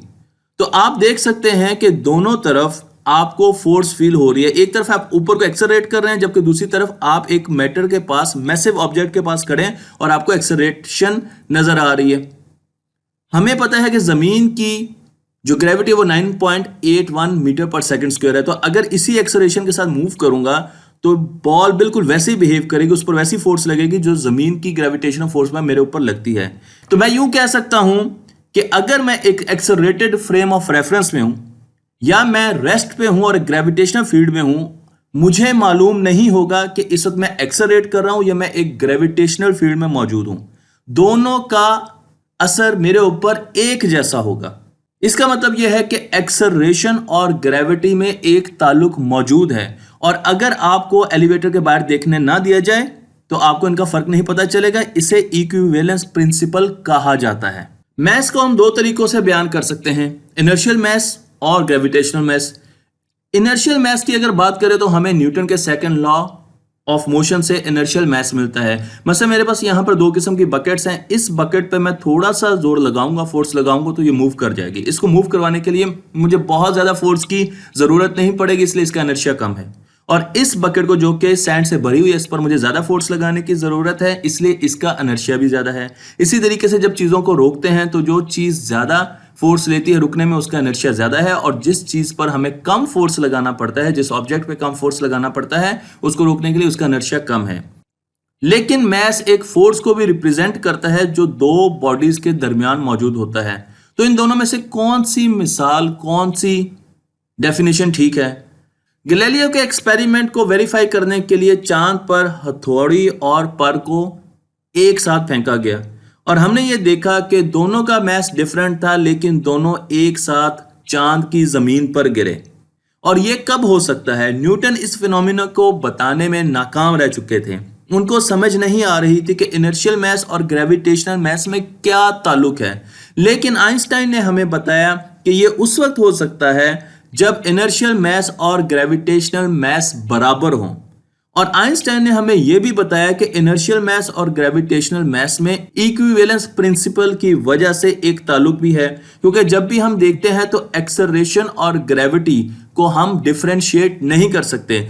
दोनों सूरतों पर हम पर फोर्स एक्ट करती है, और अगर हम एलिवेटर में बंद हो तो हम बता नहीं सकते कि क्या इस वक्त हम जमीन की तरफ एक एलिवेटर में नीचे की तरफ गिर रहे हैं या हम एक रॉकेट में बैठकर ऊपर की तरफ जा रहे हैं। तो इनर्शियल मैस और ग्रेविटेशनल मैस में पहली मर्तबा जनरल थ्योरी ऑफ रिलेटिविटी ने ताल्लुक दिया। हमने इक्विवेलेंस प्रिंसिपल को डिस्कस किया था। आइंस्टाइन का यह कहना था कि अगर आप एक लिफ्ट में बंद हैं और वो एक्सेलरेट कर रही है तो आपके ऊपर एक फोर्स लगेगी जो कि आपको नीचे की तरफ लेके जाएगी और इसे हम ग्रेविटी कहते हैं। बिल्कुल यही फोर्स आपको महसूस होगी अगर ये लिफ्ट जमीन या किसी भी मैसिव बॉडी के ऊपर आ जाए तो आपको ग्रेविटी की फोर्स नजर आएगी, महसूस होगी। इसका मतलब न्यूटन और आइंस्टाइन में ग्रेविटी पर जंग छिड़ चुकी थी, क्योंकि न्यूटन ये कहते थे कि अगर आप सेब जमीन पर गिराएंगे तो एक फोर्स है जो हर चीज को जमीन की तरफ खींचती है और वो है ग्रेविटी, और वो जमीन की तरफ इस सेब को खींच लेगी। लेकिन आइंस्टाइन ने अब एक और जाविया दिया ग्रेविटी को बयान करने का। आइंस्टाइन का कहना है कि ऐसी फोर्स जिसे हम ग्रेविटी कहते हैं उसकी एग्जिस्टेंस नहीं है, बल्कि जमीन एक एक्सेलरेटेड फ्रेम ऑफ रेफरेंस है, non inertial frame of reference है, और जमीन ऊपर की तरफ एक्सेलरेट कर रही है। तो जब ये एक्सेलरेट करती है तो हमें जमीन पर मौजूद हर चीज पर एक फोर्स महसूस होती है, जिस तरह के मैंने आपको फोर्स फील्ड में दिखाया। लेकिन अगर आप एक इनर्शियल फ्रेम ऑफ रेफरेंस से देखेंगे तो आपको बज़ाहिर कोई फोर्स महसूस नहीं होगी सेब के ऊपर, बल्कि आपको यह लगेगा कि जमीन ऐसा ऐसा ऊपर उठ रही है और सेब अपनी जगह पर मौजूद है। फील्ड इक्वेशंस देने के बाद आइंस्टाइन का यह ख्याल था कि फोर्स ऑफ ग्रेविटी एग्जिस्ट नहीं करती, बल्कि इक्विवेलेंस प्रिंसिपल के बाद तो उन्होंने इस बात को साबित भी कर दिया।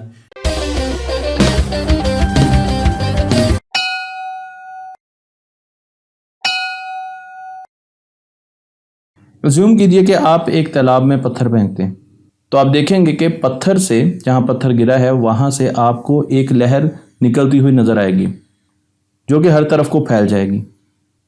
इसका मतलब यह है कि जब आपने पानी में डिस्टर्बेंस प्रोड्यूस की तो वहां से आपको एक वेव मिली, लेकिन वेव सिर्फ पानी में डिस्टर्बेंस प्रोड्यूस करने से नहीं मिलती। अगर आप हवा में डिस्टर्बेंस प्रोड्यूस करेंगे, कोई सोर्स होगी जो हवा में डिस्टर्बेंस प्रोड्यूस करे, तो वहां पर भी आपको एक वेव मिलेगी। और अगर आप हवा से निकलकर स्पेस में जाएंगे और स्पेस टाइम में डिस्टर्बेंस प्रोड्यूस करेंगे, वहाँ कोई ऐसी सोर्स होगी जो कि स्पेस टाइम में डिस्टर्बेंस प्रोड्यूस कर रही है, तो वहाँ पर भी आपको वेव मिलेगी और उस वेव को हम ग्रेविटेशनल वेव कहते हैं। मैं आपको यहाँ पर दो ब्लैक होल्स का रक्स दिखा रहा हूँ। ये बाइनरी ब्लैक होल्स होते हैं जो एक दूसरे के करीब आते हैं और आहिस्ता आहिस्ता करीब आते आते ये एक ना ख़त्म होने वाले रक्स में जकड़े जाते हैं और उसके बाद इन्होंने इकट्ठे हो जाना है, मिल जाना है, एक ब्लैक होल बन जाएगा। लेकिन जब ये आपस में रक्स कर रहे होते हैं, एक दूसरे के गिर्द रिवॉल्व कर रहे होते हैं, घूम रहे होते हैं, तो उस वक्त स्पेस टाइम में रिपल्स प्रोड्यूस हो रहे होते हैं, जिस तरह के तालाब में रिपल्स प्रोड्यूस होते हैं, और वो रिपल्स दूर तक ट्रैवल करते हैं। कई रिपल्स हमारी ज़मीन तक भी आते हैं। इन रिपल्स से बनने वाली वेव्स को हम ग्रेविटेशनल वेव्स कहते हैं। तो मैं आपको यहाँ पर दो ब्लैक होल्स दिखा रहा हूँ जो कि एक दूसरे के गिर्द रक्स कर रहे हैं और ग्रेविटेशनल वेव्स प्रोड्यूस कर रहे हैं। आप ग्रेविटेशनल वेव की एक एनिमेशन भी देख सकते हैं। स्पेस टाइम में से गुजर रही है, इसका मतलब ये है कि ये टाइम और स्पेस दोनों को कभी श्रिंक करेगी और कभी एक्सपैंड करेगी। इनकी स्पीड ऑफ लाइट के बराबर होती है। इलेक्ट्रोमैग्नेटिक वेव्स की स्पीड के साथ ग्रेविटेशनल वेव भी ट्रैवल करती है। और अगर दो ब्लैक होल आपस में रक्स करते हुए मर्ज करते हैं तो जो एनर्जी प्रोड्यूस होती है वो उससे कहीं ज़्यादा है जितनी एनर्जी तमाम सितारे, हमारे यूनिवर्स में तमाम सितारे रोशनी की सूरत में हमें देते हैं। तो इससे अंदाज़ा लगा सकते हैं कि ये कितना हाई एनर्जी एक इवेंट होता है जब भी दो ब्लैक होल इस तरीके से करीब आते हैं।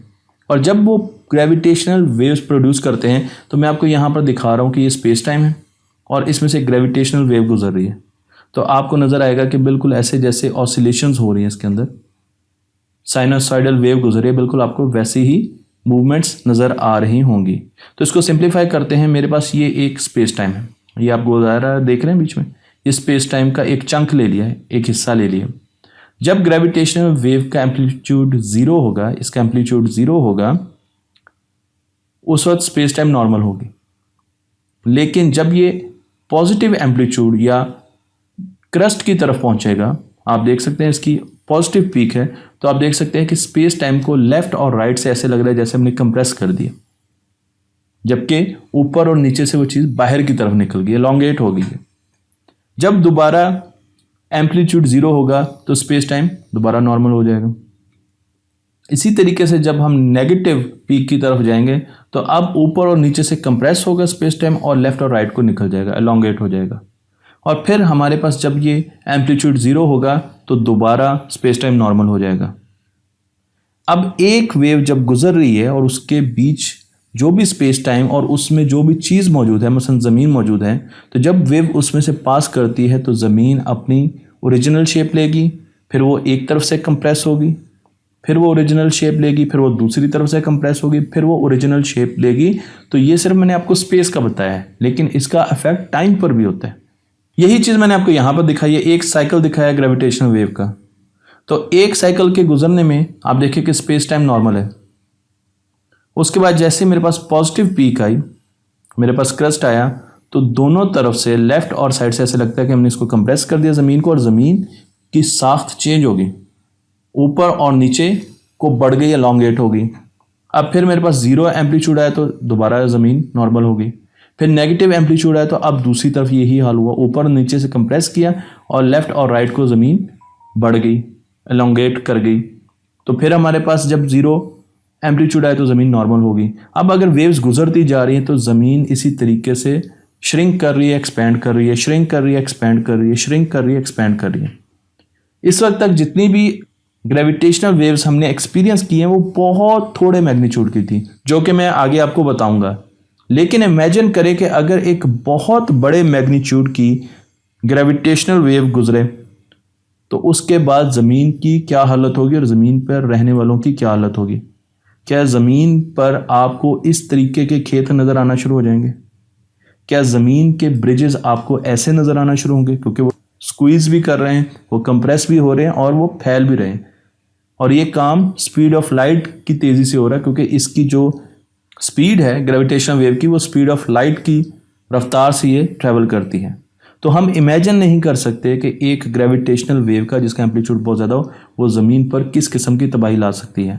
लेकिन इसको मेयर करने के लिए, ग्रेविटेशनल वेव्स को मेयर करने के लिए हम मुख्तलिफ़ किस्म की ऑब्जर्वेटरीज बना रहे हैं, जिसमें laser interferometer gravitational wave observatory है जिसे लाइगो कहा जाता है। और इस वक्त लाइगो के 100 से ज़्यादा ब्रांचेज हैं पूरी दुनिया में। लेकिन सबसे पहले इसको हैनफर्ड और लिविंगस्टन में बनाया गया, जो अमेरिका के 2 इलाके हैं। और यहाँ पर ये बहुत दूर हैं एक दूसरे से, और यहाँ पर हमने पैरेलल में इंडिपेंडेंटली ग्रेविटेशन वेव को मेजर किया, क्योंकि हमें ये लगा कि 2 ब्लैक होल्स जिनको हम ऑब्जर्व कर रहे थे वो रक्स में थे और वो एक दूसरे में मर्ज करने वाले थे। और जब उन्होंने मर्ज किया तो हमने ग्रेविटेशनल वेव्स को मेजर किया। ये याद रहे कि वो माजी में मर्ज कर चुके होंगे, लेकिन उनसे आने वाली जो लाइट थी और जो ग्रेविटेशनल वेव्स थी वो अब हमारे पास पहुंची हैं।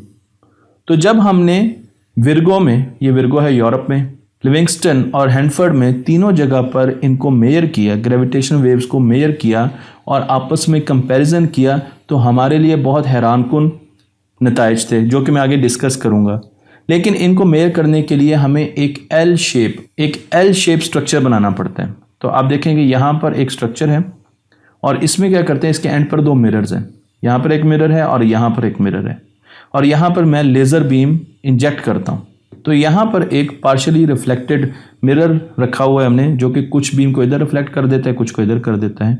और ये दोनों बीम्स 4 किलोमीटर का डिस्टेंस लेती हैं। यहाँ से यहाँ तक का डिस्टेंस 4 किलोमीटर है, यहाँ से यहाँ का डिस्टेंस भी 4 किलोमीटर है। एक जैसा डिस्टेंस ट्रैवल करके ये मिरर से टकराती हैं, वापस आती हैं और आकर कंस्ट्रक्टिव इंटरफेरेंस देती हैं, एक दूसरे के ऊपर सुपर इम्पोज कर देती हैं। तो मेरे पास जो स्क्रीन है उस पर एक डॉट आ जाता है, आप देख सकते हैं ये डॉट आ रहा है। लेकिन जब इस पूरे चैनल से ग्रेविटेशनल वेव गुजरेगी तो वो क्या करेगी, वो स्पेस को कभी बढ़ाएगी कभी कम करेगी, और वो दोनों ब्रांचेस पर एक जैसी अफेक्ट नहीं करेगी, क्योंकि ये दोनों एक दूसरे के 90 के एंगल पर हैं, एक दूसरे के परपेंडिकुलर हैं। तो इसलिए हो सकता है कि वो इस ब्रांच को बड़ा कर दे, इस ब्रांच को छोटा कर दे, या इसको बड़ा कर दे, इसको छोटा कर दे। तो उस वजह से जो हम तक वापस रिफ्लेक्ट होकर लेज़र पहुंचेगी, अब वो इन फेज नहीं होगी, वो कंस्ट्रक्टिव इंटरफेरेंस नहीं करेगी, बल्कि अब उसमें कुछ डिस्ट्रक्टिव इंटरफेरेंस भी हो रही होगी। तो हमें वो धब्बा या वो स्पॉट आहिस्ता आहिस्ता मदम होता हुआ नजर आएगा, जिससे हमें फौरन पता चलेगा कि इस वक्त ग्रेविटेशनल वेव हम तक पहुंच रही है।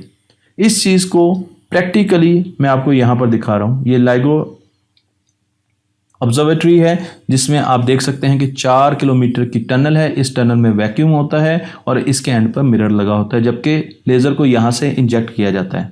तो फिजिकली आप इसको देख सकते हैं और मैंने आपको इसकी डिटेल भी बता दी है, लेकिन मैं आपको ये भी बताना चाहता हूँ कि इस पूरे 4 किलोमीटर की जो ब्रांच है, इसमें अगर एक एटम के न्यूक्लियस के 1000वें हिस्से से भी छोटा, 1000वें हिस्से के बराबर या उससे भी छोटा अगर थोड़ी सी भी चेंज आएगी ग्रेविटेशनल वेव की वजह से डिस्टेंस में, तो ये फौरन डिटेक्ट कर लेगी। फौरन इंटरफेरेंस पैटर्न बदलना शुरू हो जाएंगे और हमें फौरन पता लग जाएगा कि यहाँ पर ग्रेविटेशनल वेव आ रही है या हमारे इंस्ट्रूमेंट में कोई फॉल्ट है। और इस पूरी ऑब्जर्वेटरी में ग्रेविटेशनल वेव्स को साउंड वेव्स में बदला जाता है और फिर उन्हें सुना जाता है। उनकी आवाज़ भी सुन सकते हैं, उनकी आवाज़ चिर्प होती है, चिड़िया जैसी आवाज़ होती है।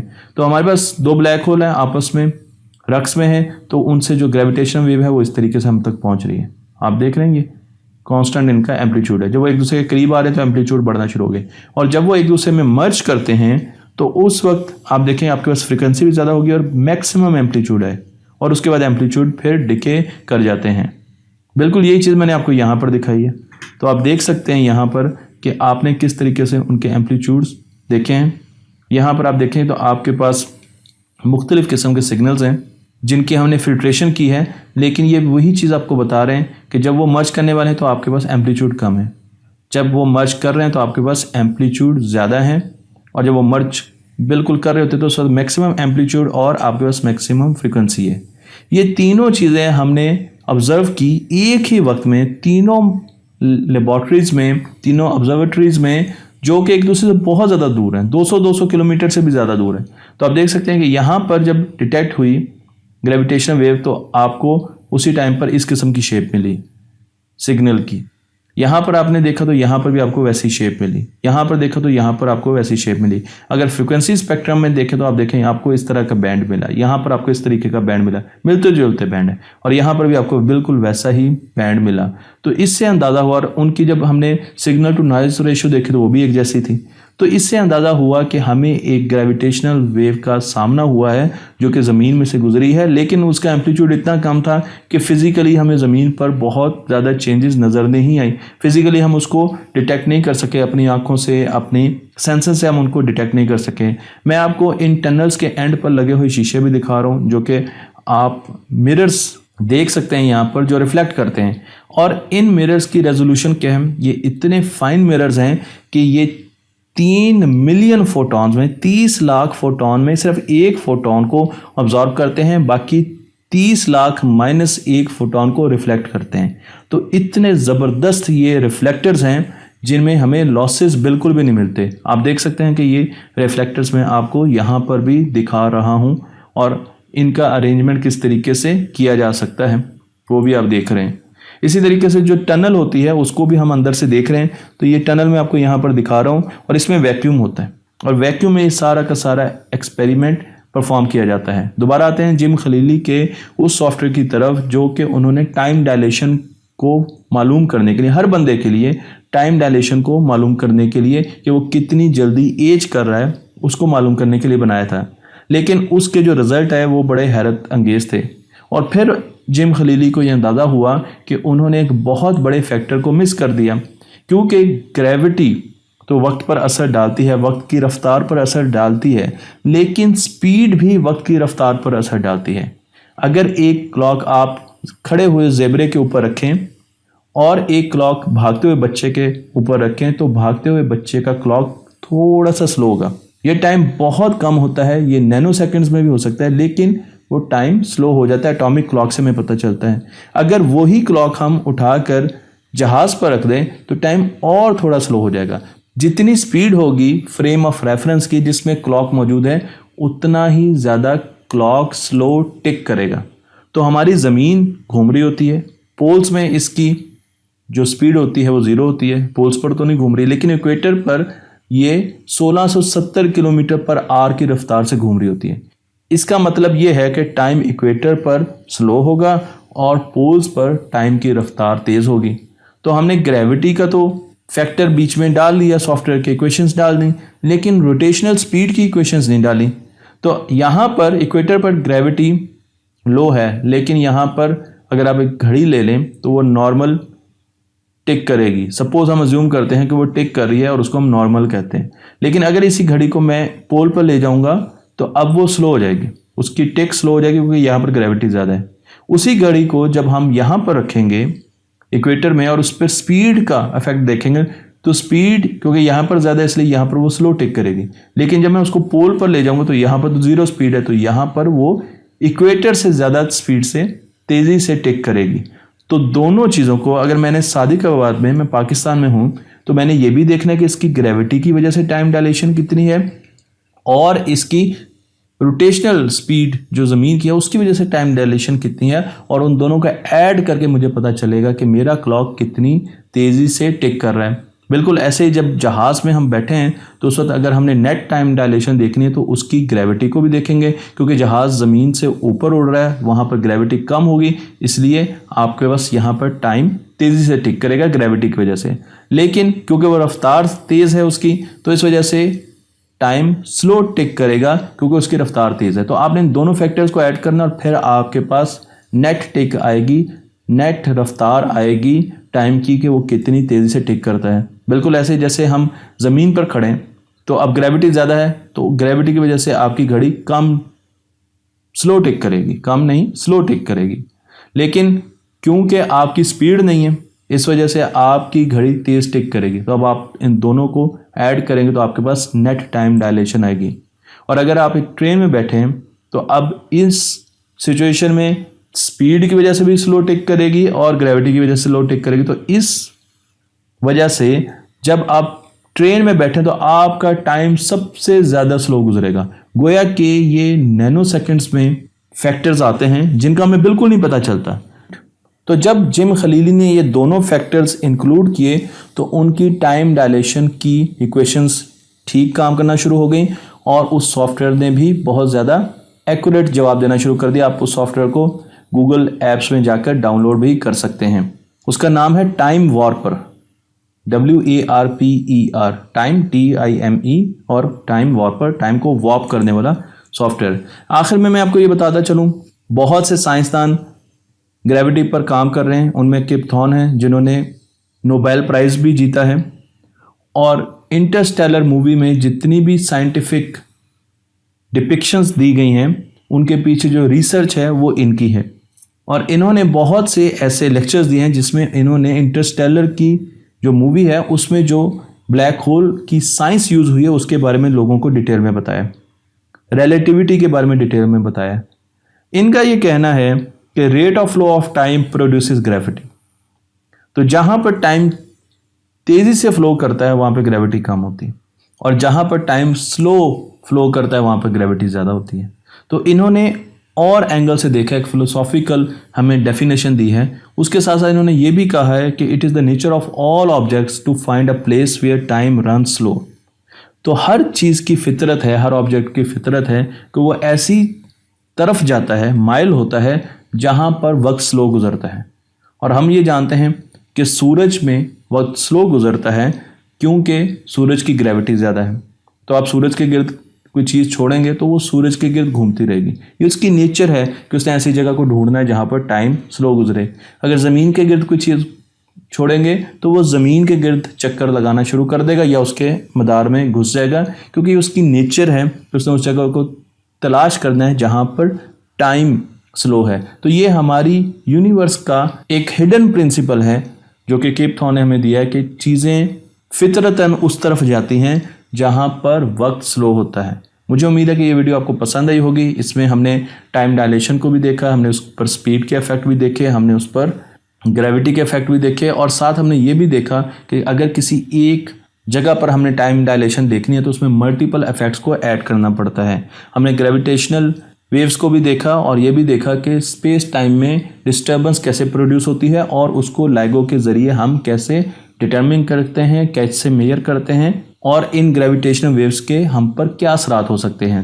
ग्रेविटी को सिर्फ हम ज़मीन पर ही एक्सपेरिमेंट नहीं कर रहे, बल्कि इसके एक्सपेरिमेंटेशन स्पेस तक जा चुकी है। स्पेस में, इंटरनेशनल स्पेस स्टेशन में हमने माइक्रो ग्रेविटी की एक लैब बनाई हुई है, जहाँ पर हम मुख्तलिफ़ किस्म की चीज़ों को माइक्रो ग्रेविटी में टेस्ट कर रहे हैं। मसलन माइक्रो ग्रेविटी में प्लांट्स कैसे उगाए जाएंगे, क्योंकि हमने तो फ्यूचर में स्पेस में ट्रैवल करना है। हमने स्पेस में बागात लगाने हैं, कल्टीवेशन करनी है, जिस पर मैं वीडियोस भी बना चुका हूँ। तो क्या माइक्रो ग्रेविटी में प्लांट्स उग सकेंगे? क्या उनकी जड़ें नीचे की तरफ ही जाएंगी? क्या उनके स्टेम ऊपर की तरफ ही जाएंगे? उन्हें पानी कैसे देंगे? किस टेक्नोलॉजी का इस्तेमाल करेंगे? रोशनी कैसे मिलेगी? इस चीज़ पर बहुत ज़्यादा रिसर्च हो रही है। और आपको मैं राइट साइड पर यहाँ पर वो पौधा दिखा रहा हूँ जो कि हमने स्पेस में ग्रो किया है। सिर्फ एक पौधा नहीं दिखा रहा हूँ, बल्कि बहुत से ऐसे पौधे हैं जिनमें चावल हैं, जिनमें मुख्तलिफ फूल वाले इवन फ्लावर्स हमने स्पेस में ग्रो किए। और हम उनकी रूट्स को भी देख रहे हैं, हम उनकी स्टेम को भी देख रहे हैं, हम उनकी ग्रोथ को भी देख रहे हैं और अंदाज़ा लगाने की कोशिश कर रहे हैं कि माइक्रो ग्रेविटी स्पेस में कैसे प्लांट्स पर इफेक्ट करती है। लेकिन सिर्फ प्लांट्स की बात नहीं हो रही, चींटियों को भी देख रहे हैं। यहाँ पर मैं आपको एक आंट फार्म दिखा रहा हूँ जो कि इंटरनेशनल स्पेस स्टेशन में, और इसमें हम चींटियों को देख रहे हैं कि उनकी बॉडी पर, उनकी सोशल लाइफ पर माइक्रो ग्रेविटी कैसे इफेक्ट करती है। इसी तरीके से हम आग के फ्लेम को भी स्टडी कर रहे हैं माइक्रो ग्रेविटी में, क्योंकि माइक्रो ग्रेविटी में फ्लेम की शक्ल चेंज हो जाती है, उसके कलर्स चेंज हो जाते हैं और उसकी वजह वहाँ पर ग्रेविटी ना होना है, और ग्रेविटी ना होने की वजह से बाउंड्री कंडीशंस बदल जाती हैं। तो हम ये भी देख रहे हैं कि अगर हमने कंबस्शन करवानी है स्पेस में तो उसमें हमें क्या मुश्किलात फ्यूचर में आ सकती है, क्योंकि फ्लेम ग्रेविटी ना होने की वजह से उसकी शक्ल चेंज हो जाती है और उसकी इंटेंसिटी भी चेंज हो जाती है। तो किस किस्म का फ्यूल हमें फ्यूचर में यूज़ करना पड़ेगा। बैक्टीरिया और मुख्तलिफ माइक्रोब्स पर भी स्पेस स्टेशन में बहुत सी रिसर्च हो रही है। टार्डिग्रेड्स पे बहुत ज़्यादा रिसर्च हो रही है। टार्डिग्रेड्स ऐसे माइक्रोब्स हैं जो कि स्पेस में ट्रैवल कर सकते हैं, स्पेस में ज़िंदा भी रह सकते हैं, माइक्रो ग्रेविटी में ज़िंदा रह सकते हैं। तो हम इस किस्म की चीज़ों को भी देख रहे हैं कि माइक्रोब्स माइक्रो ग्रेविटी में कैसे बिहेव करेंगे। दुनिया की सबसे ज़्यादा ठंडी जगह जिसे कोल्ड एटम लैब कहते हैं, वो इंटरनेशनल स्पेस स्टेशन में। ये ऐसी लैब है जिसमें हम मुख्तलिफ़ किस्म के एक्सपेरिमेंट्स कर रहे हैं क्वांटम लेवल पर, और हम सुपर फ्लूइड्स और सुपर कंडक्टर्स बनाने की कोशिश कर रहे हैं बोज-आइंस्टाइन कंडेंसेट से, जो कि मैटर की एक फॉर्म है, जिस पर मैं मुकम्मल वीडियो बना चुका हूँ। फ्लूइड्स पे बहुत ज़्यादा रिसर्च हो रही है स्पेस स्टेशन में। माइक्रो ग्रेविटी में फ्लूइड्स की प्रॉपर्टीज़ चेंज हो जाती हैं, सरफेस टेंशन डिफरेंट तरीके से एक्ट करती है। तो फ्लूइड्स पर भी बहुत ज़्यादा रिसर्च हो रही है, और मैं आपको यहाँ पर कोल्ड एटम लेबॉर्ट्री दिखा रहा हूँ जिसको स्पेस स्टेशन में लेकर गए हैं हम, और इस पर बहुत सी रिसर्च हो रही है। लेकिन इसके साथ साथ बहुत सी ऐसी फैंटेसीज़ भी हैं जो कि हम ग्रेविटी के साथ अटैच करते हैं। मसलन हम ग्रेविटी जनरेटर्स का बहुत सुनते हैं। ये कंट्रोवर्शियल आइडिया है, लेकिन ये आइडिया ये बताता है कि हम किसी तरीके से ग्रेविटी के ज़रिए क्रेन्स को चला सकते हैं, मैकेनिकल काम ले सकते हैं, पंखा ग्रेविटी के अंडर चल सकता है, क्योंकि जब इलेक्ट्रोमैग्नेटिक फोर्स के ज़रिए हम पंखे को चला सकते हैं तो ग्रेविटी भी तो एक फोर्स है, तो हम उसके ज़रिए पंखे को क्यों नहीं चला सकते, या कम से कम ग्रेविटी हमें एक फोर्स की तरह फील ज़रूर होती है। अब मार्केट में ग्रेविटी लैंप्स आ चुके हैं, आप वेट लटकाएं और लैंप जलता रहेगा, इसे ग्रेविटी लैंप कहते हैं। लेकिन इस वक्त भी ग्रेविटी को टेक्नोलॉजी में लाने के लिए बहुत सी रिसर्च हो रही है। पिछले 30-40 सालों से बहुत सी रिसर्च हो रही है कि हम किस तरीके से ग्रेविटी को टेक्नोलॉजी में ला सकते हैं, और इसके लिए एंटी ग्रेविटी जनरेटर्स का कॉन्सेप्ट दिया गया, यानी ऐसी जगह बनाई जाए जहाँ पर ग्रेविटी हो ही ना, ग्रेविटी फील ही ना हो सके। लेकिन ये हाइपोथेटिकल है। इसी तरीके से एक और इंजीनियर साइंटिस्ट जिनका नाम यूजिन था, उन्होंने भी एक कॉन्सेप्ट दिया, जो कि रशियन थे, और उन्होंने एंटी ग्रेविटी जनरेटर बनाए। लेकिन मैं देख रहा था, मैंने इनको सर्च भी किया तो मुझे पता चला कि बोइंग ने इनको हायर कर लिया था। इन्होंने बोइंग के लिए काफ़ी ज़्यादा काम भी किया इस प्रोजेक्ट में, और अभी भी अमेरिका के डिफेंस प्रोजेक्ट्स में बहुत ज़्यादा काम हो रहा है, जो कि इतना ज़्यादा पब्लिश नहीं हो रहा है। मैं आपको लेके चलता हूँ एंड्रे फूफा की तरफ, होपफुली मैं ये नाम सही ले रहा हूँ। और ये ग्रेविटी स्विच बना रहे हैं, यानी ग्रेविटी को ऑन कर सकें या ऑफ कर सकें। इनकी टेड टॉक मौजूद है, आप जाकर इनकी टेड टॉक भी देख सकते हैं। लेकिन ये काम इलेक्ट्रोमैग्नेटिक फील्ड से ले रहे हैं। ये समझते हैं, और इनकी रिसर्च है कि इलेक्ट्रोमैग्नेटिक फील्ड्स के ज़रिए, हैवी इलेक्ट्रोमैग्नेटिक फील्ड्स के ज़रिए आप स्पेस टाइम को कर्व कर सकते हैं। और जब आप स्पेस टाइम को कर्व कर सकते हैं तो हर चीज़ स्पेस टाइम को फॉलो करती है। तो आपको फील होगा कि आपने ग्रेविटी क्रिएट कर दी है, और उसके लिए इन्होंने एक ग्रेविट्रॉन बनाया है। मैं आपको उसकी तस्वीर भी दिखा रहा हूँ, जो कि अपने इर्द गिर्द इतनी एनर्जी प्रोड्यूस करता है कि वो स्मॉल ग्रेविटेशनल फील्ड प्रोड्यूस करता है स्पेस टाइम को कर्व करके।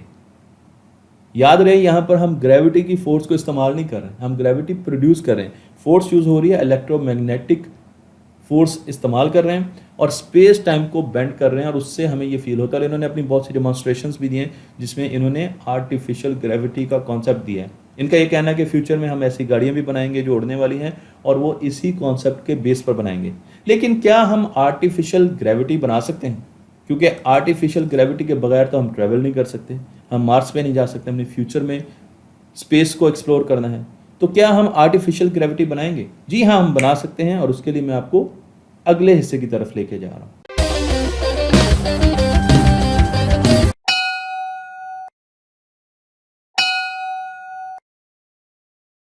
जब भी हम स्पेस स्टेशन की तस्वीर देखते हैं तो हमें एस्ट्रोनॉट्स फ्लोट करते हुए नजर आते हैं स्पेस स्टेशन में, और उसकी वजह वेटलेसनेस है, जिस पर मैं एक मुकम्मल वीडियो बना चुका हूं।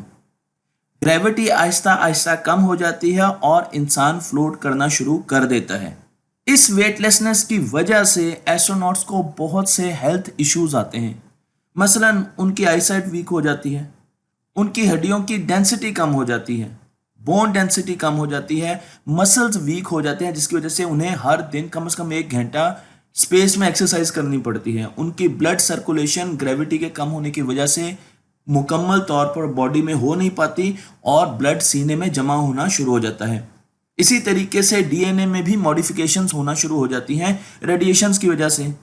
इंसान का कद 1 साल में 1.5 इंच बड़ा हो जाता है। मैं इस पर मुकम्मल वीडियो बना चुका हूं। इतने हेल्थ हैजर्ड्स की वजह से हम दूर दराज के प्लैनेट्स तक सफर नहीं कर सकते। मसलन मरीख तक जाने के लिए हमें 6 महीने दरकार हैं, और अगर इससे आगे जाना है तो और भी ज्यादा वक्त लगेगा। क्या हम वेटलेसनेस में इतना बड़ा सफर कर सकते हैं? नहीं कर सकते, और इसीलिए हमें ग्रेविटी की जरूरत है, आर्टिफिशियल ग्रेविटी की जरूरत है। ऐसे ही बहुत से थीम मुख्तलिफ फिक्शनल मूवीज ने दिखाए, जिसमें से एक 2001 की स्पेस ऑडिसी है, जहां हमें दिखाया गया कि एस्ट्रोनॉट स्पेस स्टेशन में आराम से चल रहे हैं। स्पेस स्टेशन को अगर देखा जाए तो वो मूव कर रहा है, रोटेट कर रहा है, और इस रोटेशन की वजह से आर्टिफिशियल ग्रेविटी जनरेट हो रही है। मैं आपको यहां पर इसी मूवी के कुछ क्लिप्स दिखाता हूं, और आप देख सकते हैं कि space station Aahista Aahista rotate कर रहे हैं, लेकिन हमें ऐसा लग रहा है जैसे इंसान जमीन पर दौड़ रहा है, जॉग कर रहा है। तो क्या ऐसा मुमकिन है कि हम आर्टिफिशियल ग्रेविटी को सिमुलेट कर सकें स्पेस स्टेशंस में? सबसे पहले ग्रेविटी की बात करते हैं कि ग्रेविटी क्या है। अगर आसान अल्फाज में देखा जाए तो ग्रेविटी जमीन की पुल है, जिस फोर्स के जरिए वो तमाम चीजों को अपनी तरफ खींचती है, और उसकी वैल्यू है 1G 9.8 मीटर पर सेकंड स्क्वायर। अगर आप एक 10 मंजिला इमारत से तरबूज गिराएंगे तो वो 55 माइल्स पर आवर की रफ्तार से जमीन पर लगेगा। लेकिन जो जो हम स्पेस में जाते हैं तो ग्रेविटी आहिस्ता आहिस्ता कम होती है, लेकिन जमीन के ऊपर स्पेस में, स्पेस स्टेशंस में भी ग्रेविटी 0.89% होती है, और इंसान फ्लोट करता है वेटलेसनेस की वजह से। न्यूटन ने हमें बताया कि जब भी दो मटेरियल चीजें पास आती हैं तो उनके दरमियान एक फोर्स ऑफ अट्रैक्शन एग्जिस्ट करती है, जिसे फोर्स ऑफ ग्रेविटी कहा जाता है। अगर हम जमीन की बात कर रहे हैं तो उस पर मौजूद हर चीज को 1G फोर्स ऑफ ग्रेविटी महसूस होगी। इसका मतलब तो यह है कि स्पेस स्टेशन बनाने के लिए हमें उसका साइज जमीन के बराबर रखना पड़ेगा, अगर उस स्पेस स्टेशन की ग्रेविटी 1G हो, क्योंकि आगे जाकर मैं आपको बताऊंगा कि 1G से जब ग्रेविटी कम या ज्यादा होती है तो इंसान को बहुत सी मुश्किलात का सामना करना पड़ता है।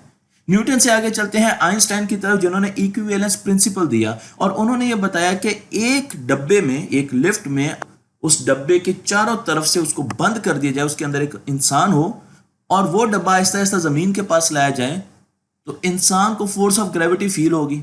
लेकिन अगर उसी डब्बे को ऊपर से हुक लगाकर तेजी से ऊपर एक्सेलरेट करवाया जाए, लीनियर एक्सेलरेट करवाई जाए, तो फिर भी इंसान को बिल्कुल ही ऐसी फोर्स महसूस होगी जैसे कि वो जमीन के पास आ गया है, एक्सेलरेशन की वजह से। तो जब वो ग्रेविटेशनल फील्ड में था तो उसका ग्रेविटेशनल मास था, और जब वो एक्सेलरेट कर रहा था तो उसका इनर्शियल मास है। और अगर ये दोनों वैल्यू सेम हो जाए तो इंसान किसी भी तजर्बे से ये अखज़ नहीं कर सकता उस लिफ्ट के अंदर, जो कि मुकम्मल तौर पे बंद है, कि वो जमीन के पास जा रहा है या वो ऊपर की तरफ एक्सेलरेट कर रहा है। गर्ज ये कि इस एक्सपेरिमेंट से हमें यह पता चला कि एक्सेलरेशन की वजह से भी हमें एक ऐसी फोर्स एक्सपीरियंस होती है जो हम ग्रेविटी का नेमल बदल मान सकते हैं। यही फोर्स आपको उस वक्त एक्सपीरियंस होती है जब आप एक्सेलरेटर को तेजी से दबाते हैं। गाड़ी आगे की तरफ एक्सेलरेट करती है और आप पीछे की तरफ आते हैं, बिल्कुल ऐसे ही जैसे आपको पीछे से किसी चीज ने खींचा हो। लेकिन क्या लीनियर एक्सेलरेशन के जरिए हम ग्रेविटी जैसी फोर्स को प्रोड्यूस कर सकते हैं? इसके लिए बहुत पावरफुल इंजन चाहिए। 1G की एक्सेलरेशन चाहिए रॉकेट्स को ऊपर जाने के लिए, और उसके लिए बहुत ज्यादा फ्यूल और टेक्नोलॉजी चाहिए। आप जानना चाहते हैं कि हम इस वक्त कहां पर मौजूद हैं? तो इस वक्त जो हमारा सबसे पावरफुल इंजन है जो रॉकेट्स को स्पेस में लेके जाता है, उसे आयन इंजन कहा जाता है। उसकी एक्सेलरेशन G से मिलियंस ऑफ टाइम कम है। तो हमें अभी बहुत तरक्की करनी है इतने बड़े इंजन्स बनाने के लिए जो हमें 1G की एक्सेलरेशन के साथ स्पेस में लेके जाएं, ताकि उसमें हमें ग्रेविटी फील हो सके और हम आराम से अपना काम कर सकें। चलें हम अब सेंट्रीफ्यूगल फोर्स को एक्सप्लोर करते हैं। जब भी आप झूले में बहुत तेजी से रोटेट करते हैं, स्पिन करते हैं, तो आप झूले से बाहर की तरफ निकलने की कोशिश करते हैं, क्योंकि आप पर एक फोर्स लग रही होती है जिसे सेंट्रीफ्यूगल फोर्स कहा जाता है। मसलन जब गाड़ी तेजी से मोड़ काटती है तो आप गाड़ी के बाहर की तरफ, शीशे की तरफ आपका झुकाव हो जाता है, और उसकी वजह मैं आपको यहां पर दिखा रहा हूं कि ये एक्सेलरेटिंग कार है, रोटेट कर रही है। आपको रेड कलर का एरो नजर आ रहा है, आप बिल्कुल इस तरह झुकेंगे क्योंकि आप पर एक फोर्स लग रही है जिसे सेंट्रीफ्यूगल फोर्स कहा जाता है, जिसकी डेफिनेशन मैंने आपको दिखा दी है। लेकिन किसी भी चीज को सर्कल में रोटेट करवाने के लिए, मूव करवाने के लिए एक सेंट्रलाइज फोर्स की भी जरूरत होती है, जिसे सेंट्रीपेटल फोर्स कहा जाता है, जो सेंटर की तरफ डायरेक्टेड होती है। तो सेंट्रीपेटल फोर्स और सेंट्रीफ्यूगल फोर्स की डायरेक्शंस ऑपोजिट होती हैं। मैं आपको यहां पर और एग्जांपल्स दिखाता हूं सेंट्रीफ्यूगल फोर्स की। आप देखिए कि एक साहब बहुत तेजी से बाल्टी में पानी डालकर घुमा रहे हैं, लेकिन पानी बाहर नहीं कर रहा, क्योंकि पानी इस बाल्टी के बॉटम के साथ चिपक चुका है, क्योंकि उस पर सेंट्रीफ्यूगल फोर्स लग। इसी तरीके से आप इस डब्बे में देखें जिसको हम गोल गोल घुमा रहे हैं, तो रोटेशनल स्पीड की वजह से आपको पानी बाहर दीवारों की तरफ, ग्लास की तरफ चिपका हुआ नजर आएगा। पानी पर आपको लगेगा कि एक ऐसी फोर्स लग रही है जो उसको बाहर की तरफ लेके जा रही है। और इसी तरीके से इस झूले की तरफ देखिए, आप देखिए कि तेजी से इंसान उड़ता हुआ बाहर क्यों जाता है? क्योंकि उस पर एक फोर्स लग रही है जो उसको बाहर की तरफ खींच रही है, और वो फोर्स जो उसको बाहर की तरफ लेके जा रही है उसे सेंट्रीफ्यूगल फोर्स कहा जाता है। इसी सेंट्रीफ्यूगल फोर्स को इस्तेमाल करते हुए हम आर्टिफिशियल ग्रेविटी बना सकते हैं। मैं आपको यह बताना चाहता हूं कि जब जंगी जहाज, जब F-16 या JF थंडर मनूवर्स कर रहे होते हैं, तो उस वक्त पायलट पर 1G से ज्यादा सेंट्रीफ्यूगल फोर्स लग रही होती है। इस सेंट्रीफ्यूगल फोर्स का इस्तेमाल हमने कैसे करना है आर्टिफिशियल ग्रेविटी को सिमुलेट करने के लिए? हमने सिंपल रोटेटिंग वॉल्स को अपनी फ्लोर बना लेना। अगर इन रोटेटिंग वॉल्स पर हम खड़े हो जाएंगे तो सेंट्रीफ्यूगल फोर्स हमेशा बाहर की तरफ एक्ट करेगी, नीचे की तरफ अब एक्ट करेगी। हमें ऐसे लगेगा कोई चीज हमें नीचे की तरफ दबा रही है, और हमें ऐसे लगेगा कि ये फोर्स ऑफ ग्रेविटी है। बिल्कुल ऐसे जैसे आप राइट साइड पर एक सिमुलेशन देख सकते हैं जिसमें एक इंसान रोटेटिंग स्टेशन में, हैबिटेट में मूव कर रहा है, और सेंट्रीफ्यूगल फोर्स की वजह से उसे ये फील हो रहा है कि शायद वो जमीन पर मूव कर रहा है। बिल्कुल ऐसे लगेगा जैसे जमीन पर घूम रहा है, फ्लोट नहीं कर रहा, वेटलेसनेस का शिकार नहीं है, क्योंकि सेंट्रीफ्यूगल फोर्स एक्ट कर रही है और ऐसा लग रहा है कि शायद उसे ग्रेविटी फील हो रही है। इसलिए जितने भी आप फ्यूचरिस्टिक मूवीज देखते हैं तो उसमें आपको स्पेस स्टेशंस हमेशा रिंग की तरह घूमते हुए नजर आते हैं, क्योंकि ये ग्रेविटी, आर्टिफिशियल ग्रेविटी सिमुलेटर्स हैं। इसी किस्म के डिजाइन 1970s में दिए गए, और एक डिजाइन मैं आपको दिखा रहा हूं जेराल्ड के ओनाइल का। कुछ लोग उसे ओनील भी कहते हैं। इन्होंने एक कैप्सूल दिया जिसे ओनील कैप्सूल कहा जाता है। इस कैप्सूल की खास बात यह कि हर वक्त स्पिन कर रहा होता है, और इस कैप्सूल को हम स्पेस में रखेंगे क्योंकि ये एक बहुत बड़ी स्पेस की कॉलोनी है। इस कैप्सूल का डायमीटर 5 मील है, 20 मील ये कैप्सूल लंबा है। क्योंकि ये कैप्सूल स्पिन कर रहा है तो इसलिए इसमें आर्टिफिशियल ग्रेविटी जनरेट हो सकती है। जेराल्ड ने हमें ये भी बताया कि इस कैप्सूल को हम ज़मीन के रिसोर्सेज की मदद से बिल्ट नहीं कर सकते। इसके लिए हमें एस्ट्रॉयड्स की माइनिंग करनी पड़ेगी, चांद की माइनिंग करनी पड़ेगी, वहां से एल्यूमिनियम लेके जाना पड़ेगा, तब ये कॉलोनी बन सकेगी। ओनील सिलेंडर 360 सिलेंडर है जो कि हर वक्त रोटेट कर रहा है, स्पिन कर रहा है, और इसकी वॉल्स पर आप देख सकते हैं तो आपको यहाँ पर जमीन जैसी टेरेन नजर आएगी।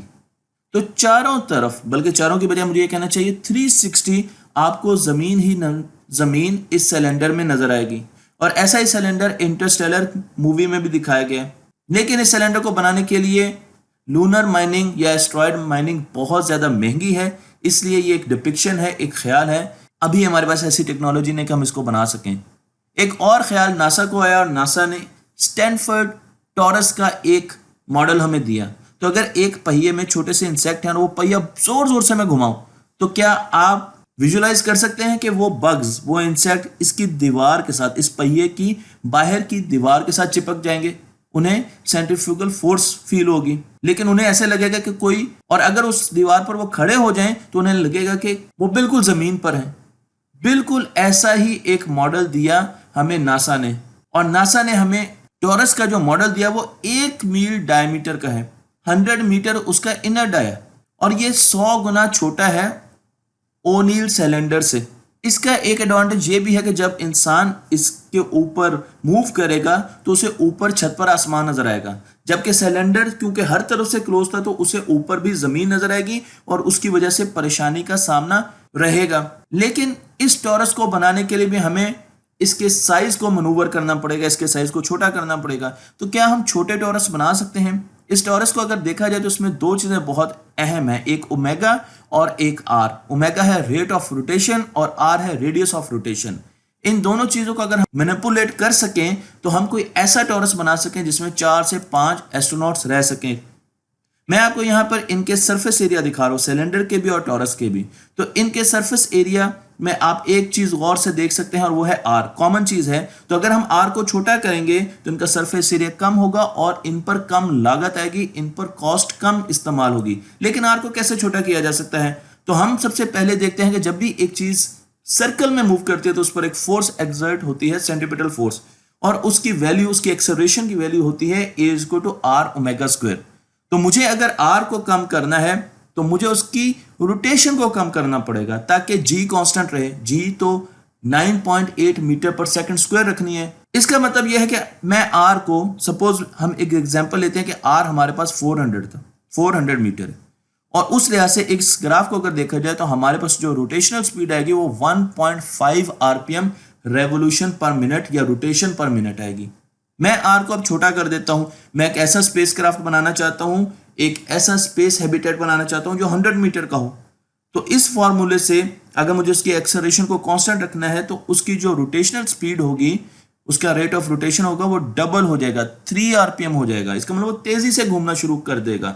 और अगर वो बहुत तेजी से घूमता है तो हमें कुछ और प्रॉब्लम्स आना शुरू हो जाते हैं। जब भी एक रोटेशनल स्पेस हैबिटेट या स्पेस स्टेशन डॉक करेगा एक नए आने वाले स्पेस शटल से, डॉक का मतलब यह है कि हमने उनको कंबाइन करना है, उनको लॉक करना है स्पेस में, तो उसे मुश्किल आएगी क्योंकि एक तो बहुत तेजी से घूम रहा है और दूसरे को भी उतनी तेजी से घूमना पड़ेगा ताकि वो अलाइन हो और वो एक दूसरे को डॉक कर सकें और एक दूसरे को किसी किस्म का नुकसान ना पहुंचा सकें। इंसान हर किस्म की ग्रेविटी में ज्यादा अरसा नहीं रह सकता। तो अगर मैंने आपको यहां पर जी दिखाई है तो जी मरीख पर जाकर हमें जो ग्रेविटी फील होगी वो 0.85% होगी, 15% कम ग्रेविटी होगी मरीख की। हम अगर चांद पर जाएंगे तो 0.6 जी उसकी ग्रेविटी होगी, यानी तकरीबन 40% ग्रेविटी कम होगी। और हम ये जानते हैं कि 0.6 ग्रेविटी में इंसान प्रॉपर तरीके से चल नहीं सकता, स्टेबल नहीं हो सकता। तो ये एक लोअर लिमिट है। इससे ज्यादा नीचे अगर ग्रेविटी होगी तो इंसान ज्यादा अरसे के लिए उसमें नहीं रह सकता। इसी तरीके से अपर लिमिट में आते हैं तो जब भी हम 1G से ऊपर जाते हैं तो हमें प्रॉब्लम्स आना शुरू हो जाती हैं, नौजिया होना शुरू हो जाता है, इंसान का सर चक्कर खाना शुरू हो जाता है। लेकिन 4G पर इंसान अनकॉन्शियस हो जाता है, बेहोश हो जाता है और उसे कुछ होश नहीं रहती। तो हमारे पास जो लोअर लिमिट है वो 0.6 है और जो हमारे पास अपर लिमिट है वो 4G है। चले हम इस लिमिट को सब्ज रंग से यहाँ पर शो कर देते हैं। तो ये वो जगह है जहां पर हमारा स्पेस क्राफ्ट डिजाइन होना चाहिए। एक और स्टडी के मुताबिक अगर स्पेसक्राफ्ट बहुत छोटा होगा तो उसमें मौजूद इंसान के सर और उसके पैर पर डिफरेंट ग्रेविटी के मैग्नीट्यूड एक्ट करेंगे, जिसकी वजह से उसे बहुत ज्यादा प्रॉब्लम होगा। तो हमें 17 मीटर मिनिमम साइज है स्पेसक्राफ्ट का, इससे बड़ा स्पेसक्राफ्ट बनाना होगा। 17 मीटर से छोटा स्पेसक्राफ्ट हम नहीं बना सकेंगे, स्पेस स्टेशन, स्पेस हैबिटेट नहीं बना सकेंगे, क्योंकि उसकी वजह से ग्रेविटी इतना ज्यादा फर्क डालेगी हमारे सर पर और हमारे पैरों पर कि हम प्रॉपर तरीके से चल भी नहीं सकेंगे। तीसरी चीज, एक और इफेक्ट है, एक और फोर्स है जो कि एक्ट करेगी, जिसे कोरियोलिस फोर्स कहा जाता है। कोरियोलिस फोर्स क्या होती है? जब भी रोटेशनल फ्रेम ऑफ रेफरेंस में हम जाते हैं तो वहां पर लीनियर एक्सेलरेशन हमें नहीं मिलती। हमने इक्विवेलेंस प्रिंसिपल देखा था आइंस्टाइन का कि अगर लिफ्ट में एक आदमी बंद है और वो ग्रेविटेशनल फील्ड में है या वो एक्सेलरेट करे तो उसे पता नहीं चलेगा कि उसके साथ क्या हो रहा है, क्योंकि उसे ग्रेविटी की फोर्स जी महसूस होगी। लेकिन एक सर्कुलर मूविंग हैबिटेट में लीनियर एक्सेलरेशन नहीं होती, इसलिए वहां पर प्रिंसिपल ऑफ इक्विवेलेंस एप्लीकेबल नहीं होता, बल्कि वहां पर एक और फिक्टिशियस फोर्स आ जाती है। इसे फिक्टिशियस फोर्स भी कहा जाता है, जो कि कोरियोलिस के नाम से मशहूर है। तो मैं आपको यहां पर अब टोटल एक्सेलरेशन दिखाऊंगा, और इस एक्सेलरेशन में पहला टर्म तो हम पहले ही देख चुके हैं, सेंट्रीपिटल एक्सेलरेशन है, लेकिन उसके साथ दो और टर्म्स आएंगी। जो दूसरी टर्म आएगी वो होगी acceleration due to linear motion, और बीच वाली टर्म कोरियोलिस एक्सेलरेशन की वजह से होगी। चले हम मिसाल ले लेते हैं कि एस्ट्रोनॉट साकिन है, स्पेस स्टेशन में हर चीज साकिन है, कोई चीज मूव नहीं कर रही, तो उस वक्त जो बीच वाली टर्म है 2 मेगा इंटू वी वेलोसिटी है, वो जीरो हो जाएगी। और उसकी वजह यह है कि कोरियोलिस इफेक्ट उसी वक्त एप्लीकेबल होता है जब स्पेस स्टेशन में कोई भी एस्ट्रोनॉट मूव करेगा। इसी तरीके से अगर स्पेस स्टेशन लीनियरली एक्सेलरेट नहीं कर रहा तो ये टर्म भी जीरो होगी, तो अब ये टर्म जीरो होगी, और अगर एस्ट्रोनॉट बिल्कुल साकिन है तो ये टर्म जीरो हो जाएगी और हमारे पास सिंपल सेंट्रीपिटल फोर्स रह जाएगी। लेकिन ऐसा होगा तो नहीं, एस्ट्रोनॉट ने तो मूव भी करना है। चलिए सपोज हम एक स्टेशनरी जगह पर ग्राउंड में बैठे हुए हैं, तो मैं अगर पॉइंट ए पर हूं और मेरा दोस्त बी पर है और मैं एक बॉल उसकी तरफ फेंकता हूं तो बॉल सीधी जाएगी। चले इस डब्बे को हम देखते हैं, अगर ये रोटेट कर रहा है और मैं इसमें ए हूं, मेरा दोस्त बी है, मैं एक बॉल उसकी तरफ फेंकता हूं, तो मुझे ऐसा लगेगा कि बॉल रोटेट कर रही है, बॉल कर्व कर रही है। लेकिन एक और ऑब्जर्वर जो सी है, जो बाहर बैठा हुआ डब्बे से, वो अगर देखेगा तो उसे लगेगा कि बॉल सीधी लाइन में मूव कर रही है। चलिए हम इसकी एग्जांपल यहां से देख लेते हैं। तो मैं आपको यहां पर इस एनिमेशन में देखिए कि इसने बॉल फेंकी और बॉल आपको ऐसे लगेगा कि कर्व कर रही है। रेड कलर आपको दिखाएगा कि बॉल कर्व कर रही है, कोई अंदर से देख रहा है, लेकिन येलो आपको बताएगा कि स्ट्रेट लाइन में मूव कर रही है क्योंकि कोई बाहर से ऑब्जर्व कर रहा है। इस झूले की मिसाल ले लीजिए, इस वक्त ऑब्जर्वर इसके अंदर है, तो ये खातून जैसे बॉल फेंकती हैं तो आपको ये बॉल कर्व होती हुई फील होती है कोरियोलिस इफेक्ट की वजह से, क्योंकि आप इस झूले के अंदर ऑब्जर्वर बैठा हुआ है। लेकिन इस झूले में देखें, इस झूले में दो सीन आपको नजर आएंगे। एक सीन आएगा ऊपर से नजर, यहां से, तो ये लगा स्ट्रेट लाइन में गई, लेकिन जब आप अंदर से देखेंगे, अब आप अंदर से देख रहे हैं तो आपको लगेगा कि बॉल कर्व कर रही है। तो कोरियोलिस इफेक्ट में दो इफेक्ट आते हैं। जो बाहर से ऑब्जर्वर देख रहा है उसको लगता है कि अंदर स्ट्रेट लाइन में चीजें मूव कर रही हैं, लेकिन जो अंदर ऑब्जर्वर होता है उसे लगता है कि चीजें कर्व कर रही हैं, और अगर वो कर्व कर रही हैं तो इसका मतलब ये है कि उन पर कोई फोर्स एक्ट कर रही है, जिसे कोरियोलिस फोर्स कहा जाता है, और उसकी डेफिनेशन मैंने आपको यहां पर दिखा दी है।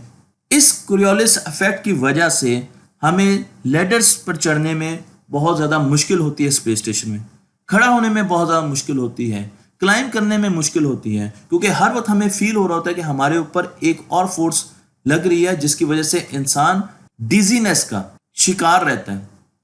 इसका एक इफेक्ट उस वक्त भी सामने आता है जब हम सर को हिलाते हैं, क्योंकि हमारे कान के अंदर लिक्विड मौजूद होता है, और जब हम अपना सर हिलाते हैं तो कोरियोलिस इफेक्ट की वजह से उस लिक्विड की यूनिफॉर्मिटी मुतासिर होती है, जिसकी वजह से हमें चक्कर आते हैं, हमें डिजीनेस होती है और हमें नोजिया भी होती है। इस इफेक्ट को कैनाल सिकनेस कहा जाता है। नासा बड़े अरसे से आर्टिफिशियल ग्रेविटी पर रिसर्च कर रही है और उन्होंने स्लो रोटेटिंग रूम्स बनाए हैं, ऐसे रूम्स जो घूमते हैं, और उसमें वो मुख्तलिफ एस्ट्रोनॉट्स को बंद करते हैं और फिर देखते हैं कि उन पर क्या इफेक्ट आता है। तो अभी तक जो हमने रिसर्च की है उसके मुताबिक अगर 2 रोटेशन पर मिनट से ज्यादा तेजी से ये रूम स्पिन करें तो एस्ट्रोनॉट्स को कॉम्प्लेक्स मुश्किल टास्क करने में बहुत शदीद मुश्किल पेश आती है। लेकिन अगर 2 रोटेशन या एक रोटेशन के पास पास इसकी स्पिनिंग स्पीड हो, रेट ऑफ रोटेशन हो, तो एस्ट्रोनॉट आराम से अपना काम कर सकते हैं। तो मैं अगर रेट ऑफ स्पिन को 1 रेवोल्यूशन पर मिनट ले लूं तो मुझे आपको पता है कितना बड़ा स्टेशन बनाना पड़ेगा। सेंट्रीपिटल एक्सेलरेशन की जो इक्वेशन दिखाई थी, अगर उसमें आप ये वैल्यूज पुट करें तो आपके पास 1 किलोमीटर बड़ा आपको habitat space station space colony बनानी पड़ेगी। मैं आपको ये भी बता दूं कि ये वो ग्रे एरियाज हैं जहां पर हम स्पेस स्टेशन डिजाइन नहीं कर सकते और उसकी वजह क्रियोलिस इफेक्ट है। तो हमारे पास ग्रीन पट्टी रह गई है, लेकिन ग्रीन पट्टी भी अब बहुत ज़्यादा कम होने जा रही है। उसकी वजह यह कि ये वो पॉइंट्स हैं कि अगर इस साइज के और इस रोटेशन के हम स्पेस स्टेशन बनाएंगे तो कैनाल सिकनेस हमें बहुत ज़्यादा प्रॉब्लम करेगी।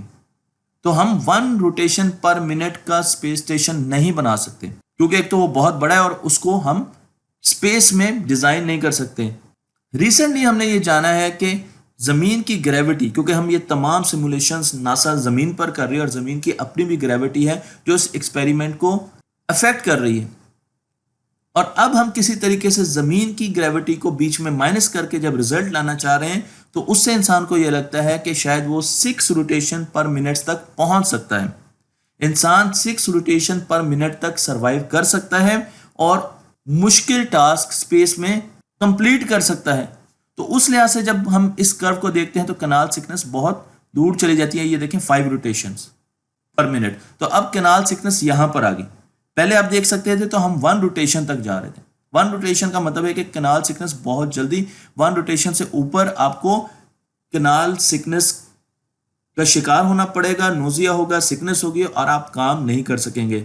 लेकिन अगर हम 5 आरपीएम तक चले जाते हैं, 5 रोटेशन पर मिनट तक चले जाते हैं, तो अब हमारे पास बहुत सी ऐसी जगह है जहां पर हम अपना स्पेस स्टेशन डिजाइन कर सकते हैं। और इसी फॉर्मूले में अगर इस 6 रोटेशन को आप डालें और हमारे पास जो एक्सेलरेशन तो फिक्स्ड है 9.8 मीटर पर सेकंड स्क्वायर, तो हमारे पास जो आर की वैल्यू आएगी वो 25 मीटर आएगी। तो 25 मीटर बड़ा हम एक स्पेस स्टेशन बना सकते हैं जिसमें ग्रेविटी 9.8 मीटर पर सेकंड स्क्वायर होगी और उसकी रोटेशंस होंगी 6 रोटेशंस पर मिनट। इंटरनेशनल स्पेस स्टेशन पर ऐसे बहुत से एक्सपेरिमेंट अब फ्यूचर में होने जा रहे हैं। इस वक्त तो हमने नहीं किए, लेकिन ऐसे बहुत से एक्सपेरिमेंट होने जा रहे हैं जिससे एक सर्कुलर रिंग बनाया जाएगा और उसमें आर्टिफिशियल ग्रेविटी को सिमुलेट किया जाएगा। इस एक्सपेरिमेंट की कॉस्ट बहुत ज़्यादा है, इसी वजह से पिछले 10-12 सालों से हम इसे कर नहीं सके। लेकिन अब भी मूवीज़ में ऐसे बहुत से आपको टॉरस नज़र आएंगे। मसलन आपको एलिजियम एक मूवी में एक टॉरस की सिमुलेशन नज़र आएगी जहां बहुत ज़्यादा इंसान मुस्तकबिल में बस रहे होंगे। इस टॉरस को बनाने के लिए हमें एल्यूमिनियम चाहिए, इतनी एल्यूमिनियम चाहिए जो 10 साल हमारी पूरी ज़मीन पर इस्तेमाल होती है। लेकिन क्या इतनी एल्यूमिनियम हम ज़मीन से स्पेस में लेके जा सकते हैं? हम नहीं लेके जा सकते हैं।